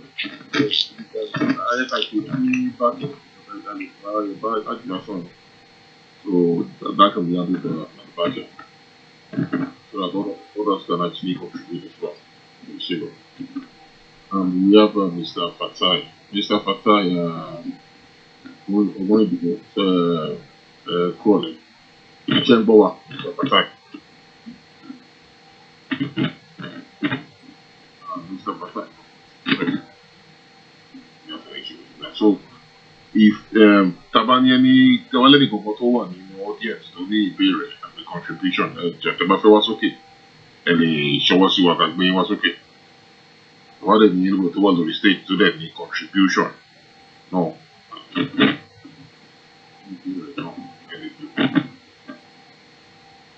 So, because I'm around up next 5-10 minutes, we actually slated for 1 2 hours. I think we're almost at 2 hours. So any contribution or any question? Or we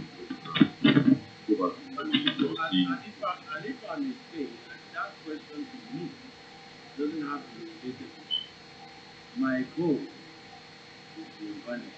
So you have any question at all relating to Yoruba Nation, our history, whatever time, if you can guarantee it. If I don't have the answer, I'll tell you after this. So it's pretty interesting for that last 10 minutes. It doesn't have to be too much. Anything with anybody bank who are curious about the Yoruba Nation, you can try me. Thank you. alright, so the floor is open. We'll start from Otumba. You want me?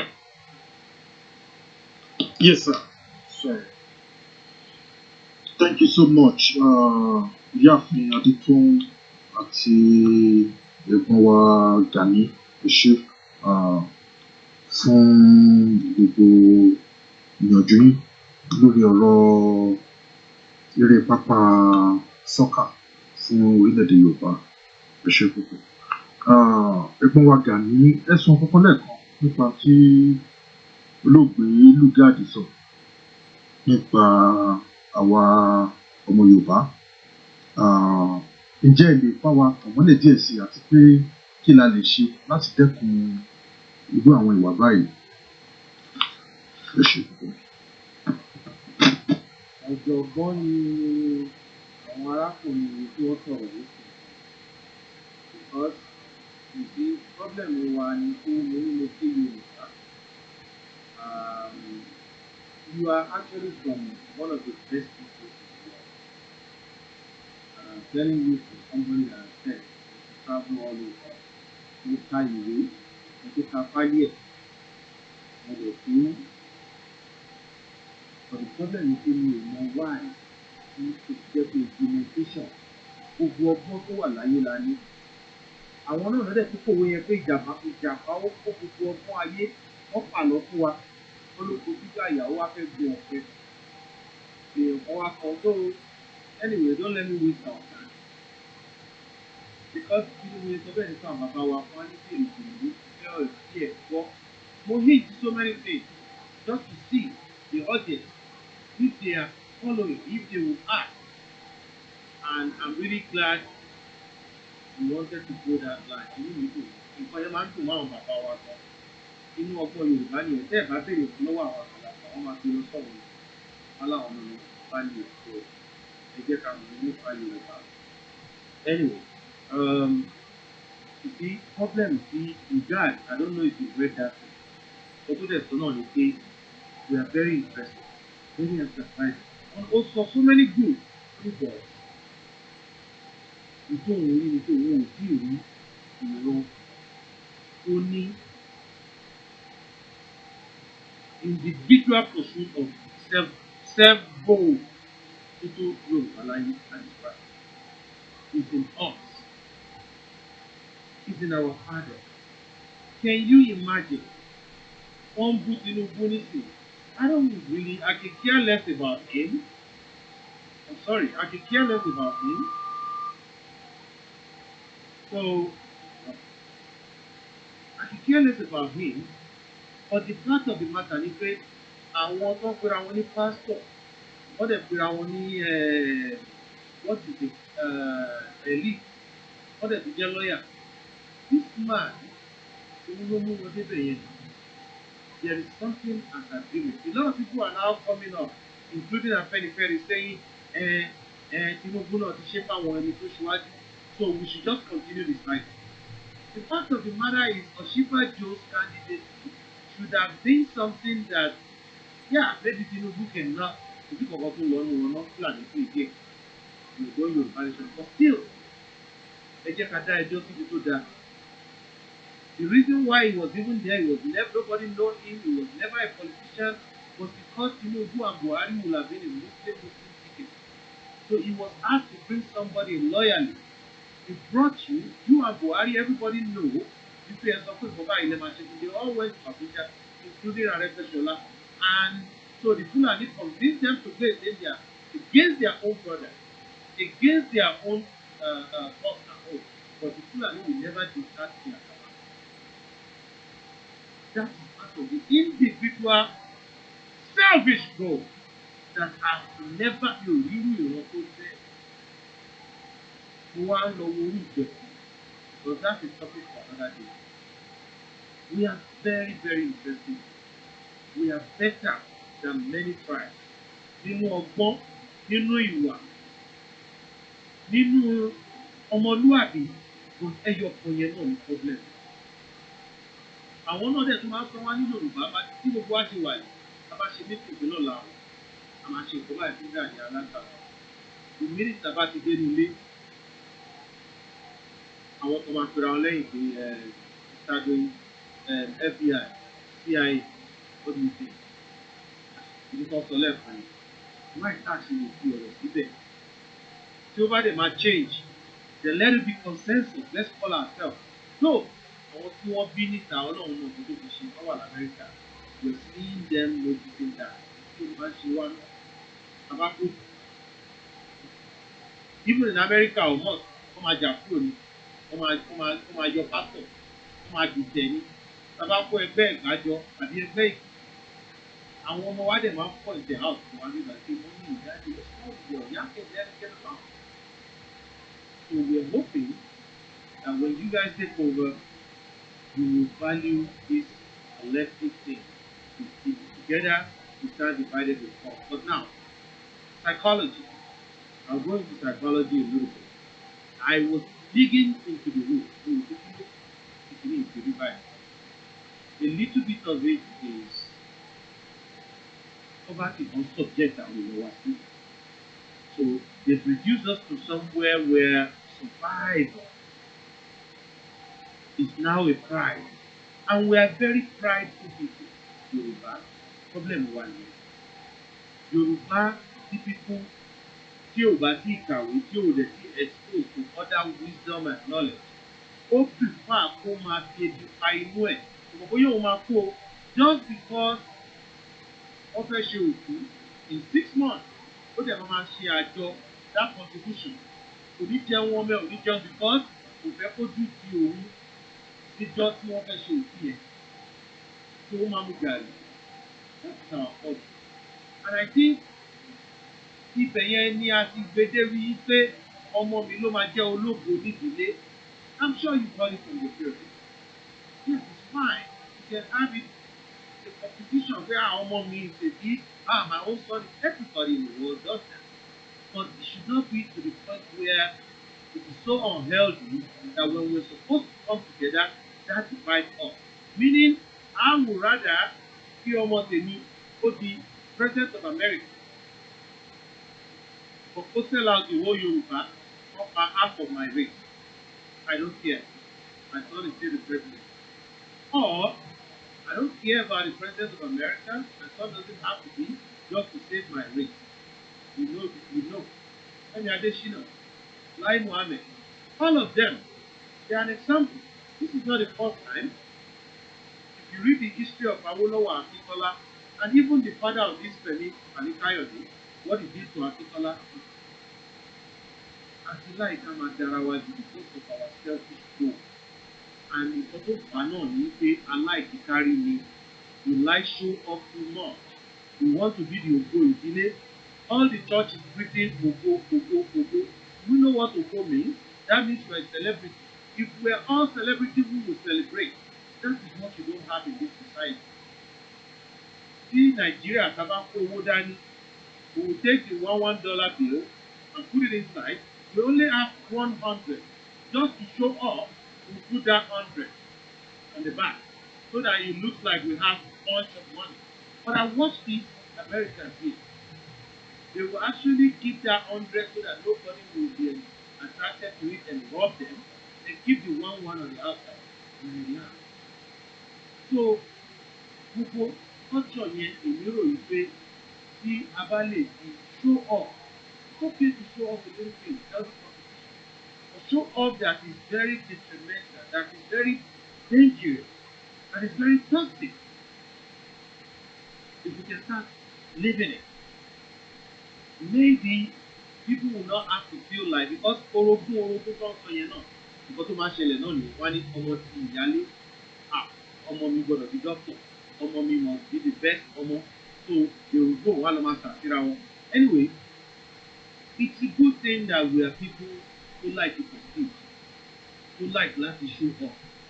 But I think we're doing it too much to where it is now taking us to, oh, we got to shine or not. Because me, we believe they don't care, the problem. It's just about, one back. So that one back, it has to be me if we can take it out. And I'm practicing that. I'm doing a lot of things behind. And some of the people here that I will not mention. And we're practicing that. When they say, even agitation, they just want to show off. They want everybody to know them. Those are the ones to watch out. So the mirror face that can shame. Somebody will show off too. Even the people that show up in an unhealthy way celebrate more. How do you think people want to be? Why wouldn't you want to be Tinubu or Shibagi? But everybody you steal their money and they'll still make you a demigod. So you have everything. That's what you don't have here in America. That's some of the culture that I hope we can teach to the kids at home, that you don't have to worship these people because it's very lucrative. I mean, they have everything. So because they really rule me, because we can think of other things, but I think that is the psychology behind it.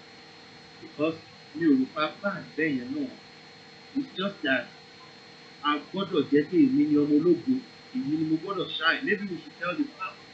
If everybody's Jesus, who's gonna celebrate Jesus? Everybody's Kanye West, who's gonna be the fan? Oh boy, they should stop saying it. Everybody wants to be a logo. Yes. And that is why we're doing that at home. See our I must be the chairman because my mom is expecting you got to look at the chairman. If I go to my mom and say, vice chairman, etc. We okay. Eh? Maybe we should stop that. It's okay academically because I'm not pushing, and that's why as such, because we want you to be the number one. Even some families, they might be 2 or 3, academically is okay, but to say everything in life will be like that, I think that's our problem. So we're very competitive, but we're doing it in an healthy way. And it's the reason why people are choosing that individual. We know, our alumni were hard, family were the my papa must be. It's okay. And when it comes to national security or the issue of our collective good as a Yoruba, we should teach ourselves to let go of the self-control. I hope we can start somewhere, and I hope we can get there. Thank you.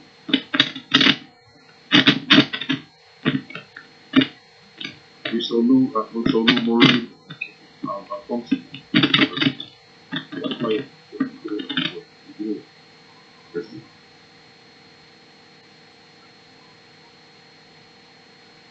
all right, so you can move to Mr. Luke. Oh, yeah, very. Mr.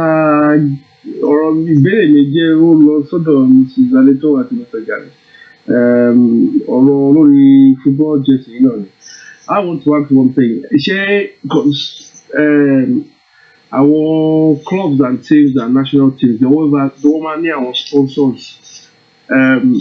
Is it that they have, I mean, I'm sure there are other sports brands that are similar to Umbro, Nike, Adidas and stuff. Ṣé ẹ ti approach wọn? And then àwọn níwájú àwọn jersey yẹn, ó máa ní àwọn other sponsors náà tó yẹ pé wọ́n lè jẹ́ maybe energy companies or a car company or whatever company tó yẹ pé they are willing to put their logos on the football shirt or just a small badge on the arm of the shirt or the back of the shirt or the hem of the shirt or something, just to say that this company is also partly sponsored by sponsoring this federation team and all the stuff. I'm going to approach any company so like the idea of the self-determination and they want to support our football team, national football team, by either sticking the logo on our t-shirts and stuff and all that, and also sponsoring the design or whatever. I don't know how to explain it, but that's like sponsorship. Have you approached like companies that are interested?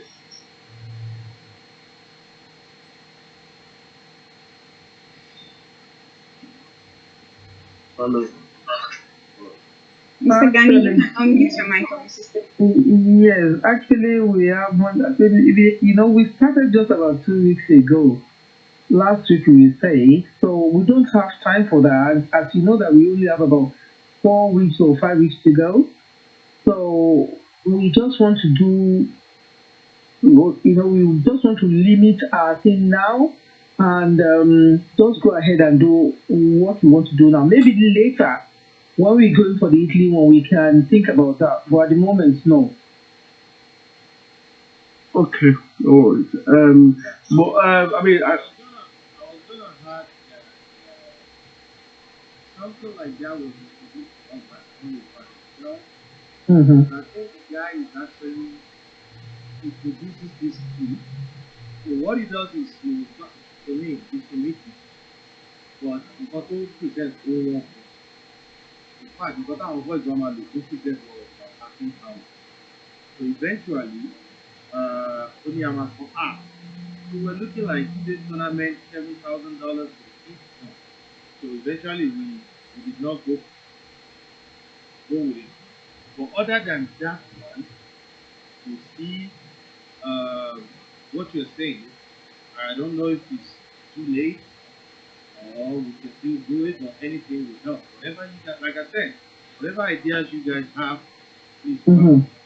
because I got it in so I mean, I don't think it's too late. Whether it's too late or not, but we can still obviously put it in the pipeline and approach people now and leaving it to the last minute because I'm not sure for our more you might be what they pay 1 year on businesses like small businesses to work out your more because it will be a great it's ideal anyways. A lot of the football teams and they have sponsorship. They pay what do you pay ọtí lọ́ntà bí cream lọ́ntà bí whatever thing tó bá tà. So they would love to advertise on a shirt, especially when it's going to be, played where there's crowd and stuff, and it's going to be viewed, or it's played live on the television cable or whatnot. So that would also boost the brand. So I think we should approach other Yoruba brands, or Yoruba businesses to totally support, because when they support, you're Jesse Oma to cheaper because all they need to do is okay, we'll give you guys £2,000 or $2,000 or whatever amount of money to put our company name on the front of the shirt, and then another company might say, okay, we'll give you £500 to put our name of the company on the shoulder, and then immediately we'll pay, okay, orúkọ logo company FACB back side ibi tí nọ́mbà ẹ̀ máa wà ibi tí nọ́mbà 10 for example wọ́n pẹ́ nọ́mbà 10 ibi abẹ́ in between the 1 and the 0 mo fẹ́ kí underneath the number mo fẹ́ kí orúkọ company mi wà bẹ́ẹ̀ pé maybe ọmọ Yorùbá ọmọlúàbí.com. So irú àpò bẹ́ẹ̀, so when people say okay, they see ọmọlúàbí.com, they can click, they can say okay, let me not go into website and see what they actually produce. So irú nǹkan bẹ́ẹ̀ ó lè pé orúkọ lẹ́ni ẹ̀ máa kọ síbẹ̀ pé ó so gbogbo ẹ̀yìn shirt yẹn ó máa ní website ẹni yẹn. So immediately níwájú another company lè pé picture ló máa gbé síbẹ̀ or logo company wọn, and then lápá shoulder shirt yẹn ó lè jẹ́ pé badge ni or kó jẹ́ picture company àbí logo or writing. So in that way we can have more money to sponsor the jerseys and then use those sponsorship money to create other athletic wares as well, or use it for another project to fund the thing, or use it to even pay the players. So I think we should look into that quickly because I'm sure there are more Yoruba younger boys or other men that have businesses that are willing to do it. Even our restaurants, you can approach them as well. I don't know if any restaurants in London are willing to do that. If they're willing to do that, they can put maybe, for example, Ellie's restaurant or 805 or whatever, or it can be a clothing brand or a car manufacturing people or anybody that are connected to Yoruba that are willing to do it. Because I'm going to do a market battle. Yes, oh no, if you don't mind, we have some great ideas. We can actually team up and talk about some of this. It doesn't even have to be on the jersey. It can be while they're playing. You know how they have those banners there. Mm-hmm. Our people can sponsor, businesses can sponsor that. So I will back channel you and we can probably brainstorm and get back to Mrs. Adeton or Mr. Gani and come up with some, even Sendwave. We use Sendwave a lot. They should be able to contribute or donate something like this. So we can, if you don't mind, I will back channel you and then we can talk about that offline and get back to Mrs. Adeton or Mr. Gani. That's fine. I'm happy with that. Ṣé Yorùbá company send with No, they're not Yoruba. but we use them a lot. Amando always send money to Nigeria, and most of the people that are sending money are Southerners. So they should. It is in their best interest to invest in something like this, and it's free marketing. It's marketing for them. That a lot of people watch football, and they'll be seeing their companies and use them more. And I want to ask you guys, does anyone know Abiola? Or how to get Sarah? Yeah, Diola is the former Sahara reporters. But we are hoping to help us do it to actually discuss it so that the more people that see people are going to watch it, all this will advert to have a into I think she has a lot of followers. So even if she say, oh, you are playing, you know how she does it. So can you guys get her? Anybody? So we can work on that. So good idea, Mr. Olu. In fact, and also Mr. Sadedoin. Because I know of a Yoruba business also that does something just like sandwich. They call them lemonade as well. So I don't know I think we can also reach out to them for this kind of thing you're talking about. Yes, so yes, Mr. Luwaji. Any contribution? Inú wa dùn tẹ́ bá lè ṣerú nǹkan bẹ́ẹ̀ fún wa kẹ́ get back fún wa ẹ ṣé. Àwọn ìpara tó wà nínú ìlú ìlú tó ń bọ̀ ọ́ ojú ìgbà tó máa bàjẹ́ ọlọ́run ní fún wa pé ṣe ìwọ́n tó fà. Ẹ ṣé gan, Mr. Luwaji. All right. Èyí àdùnkẹ́ tún ní ẹni ìbéèrè àti contribution kan tó wà mọ́. No sir. Please, I have something. To imagine. So the link on top, Teba, click here. I just made my own small donation now. You can actually delete the tip, or you can give a tip if you want, but you can actually give 0 tip so that gbogbo owó yín lè lọ sínú contribution into donation yẹn, and send the link yẹn sí. Teba to donate, it shows you how you can share with your friends. So, Mama encourage you to share with all the, we are in so many groups, this WhatsApp group. Teba to donate, copy link here, share sorry WhatsApp groups in here, and someone already and stuff like that, just to get this out there more. And again, this is Yoruba Nation. Please follow the room. Mr. Gani and Mrs. Adeton, we would love to have you join the club. This is home, so whenever you feel like coming to talk to us and educate us about anything, we would love to hear more from you. Thank you so much. Thank you for having us.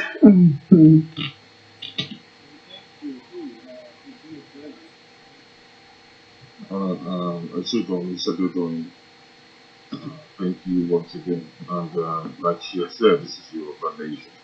Fún àwọn tó bá ń tiẹ̀ darapọ̀ mọ́ wa, wàá rí àmì ewé kan tó wà lókè ẹ̀tẹ̀ fún ẹ ní àǹfààní láti darapọ̀ mọ́ wa. So that a bá ní àwọn ètò báyìí, ẹni máa gba notification. So we are rounding up about our closing remark. Láti parí ètò. So Ọ̀túnba ṣe ní any closing remark. One. Ṣé púpọ̀ alàgbà ọmọ ìyá àgbà closing remark tí mo ní náà ni pé àyà wa ó ti bẹ́lẹ̀ ètò tẹ́ sí àríwá Ọlọ́run Olódùmarè náà ó dẹ̀ máa fún gbogbo wa ṣe o. Ẹ ṣé púpọ̀. Thank you very much. Ẹ ṣé gan, Ọ̀túnba Ìgbòdọ̀là. Kìnìún funfun báláwo ṣe ní any closing remark. Mo kàn fẹ́ fi àsìkò yìí dúpẹ́ lọ́wọ́ ìyáàfin Adétun àti alàgbà Gani alágbàlà àti alágbàlà. Má bínú tí n bá gba bí ìpè orúkọ yín ṣe ń dùn. Fún àsìkò tí ẹ bá wà lẹ́nu tàbí jíròrò lórí ìdàgé Yorùbá nation lórí gbogbo bí ìlọsíwájú a ṣe dé bá àwa gẹ́gẹ́ bí ìran àti ilẹ̀ wa àti àwọn èèyàn wa lápapọ̀. Mo fẹ́ fi àsìkò yìí rọ gbogbo wa pé ìwọ̀n tí a bá lè ṣe ní àyè ara wa láti rí wípé nǹkan tí à ń lépa yìí ó tẹ́ wa lọ́wọ́, kí ọwọ́ gbogbo wa bá lè tẹ ẹ̀kú idà. Nǹkan tí àwa ti ń ṣe Yorùbá nation, orílẹ̀-èdè olómìnira ti ilẹ̀ Yorùbá, ẹ jẹ́ ká gbìyànjú láti rí wípé a ṣe. Ẹ ṣeun o, mo dúpẹ́ lọ́wọ́ gbogbo ẹ̀yin tí ẹ ti ń gbọ́ wa látàárọ̀ àti ẹ̀yin tí ẹ wà nísàlẹ̀ náà tí ẹ ń gbọ́ wa láti ibikíbi tí ẹ bá ti ń gbọ́ wa ní àgbáńlá yìí. Mo dúpẹ́ gidi lọ́wọ́ yín. Ẹ ṣeun. Yorùbá nation. Now, ẹ ṣeun. So, Mr. Dedun, all right. My closing remarks. Mo kàn fẹ́ dúpẹ́ lọ́wọ́ àwọn guests wa for coming. Really appreciate you, and we don't take your presence for granted. And that's it. Ẹ ṣeun gan. All right, let's go.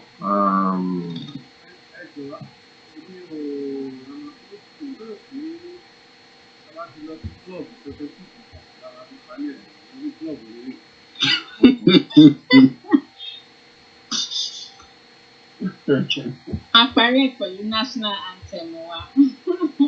It's still coming. National anthem.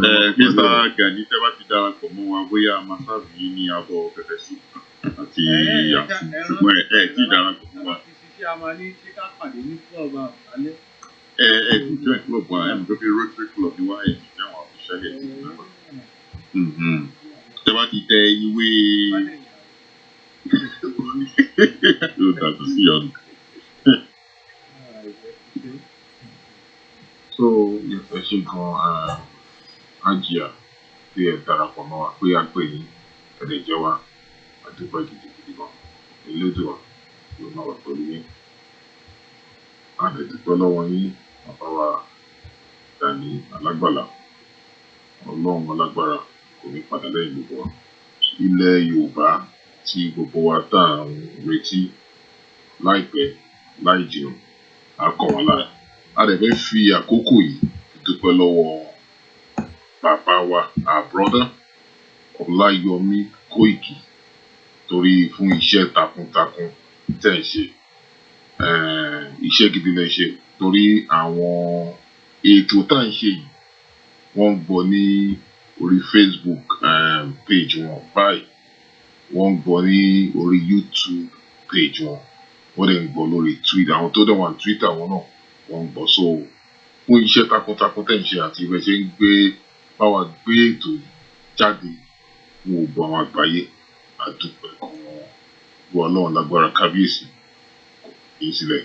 Yorùbá nation kò rẹ̀ títí ìgbà no going back àti gba òmìnira wa àti gbà. So mo lè máa tún fi àkókò yìí fi rán wa létí tí a bá ti tọwọ́ bọ̀wé ní fún ti petition 5 million àwa ọ̀tá nígbàgbọ́ pé a lè ṣe jù bẹ́ẹ̀ lọ. Ẹ̀yin tẹ́ bá ti tọwọ́ bọ̀wé òmìnira fún wẹ́bsáìtì òmìnira ẹ jọ̀ọ́ mo máa gbà wá nímọ̀ràn ká tètè máa tọwọ́ bọ̀wé.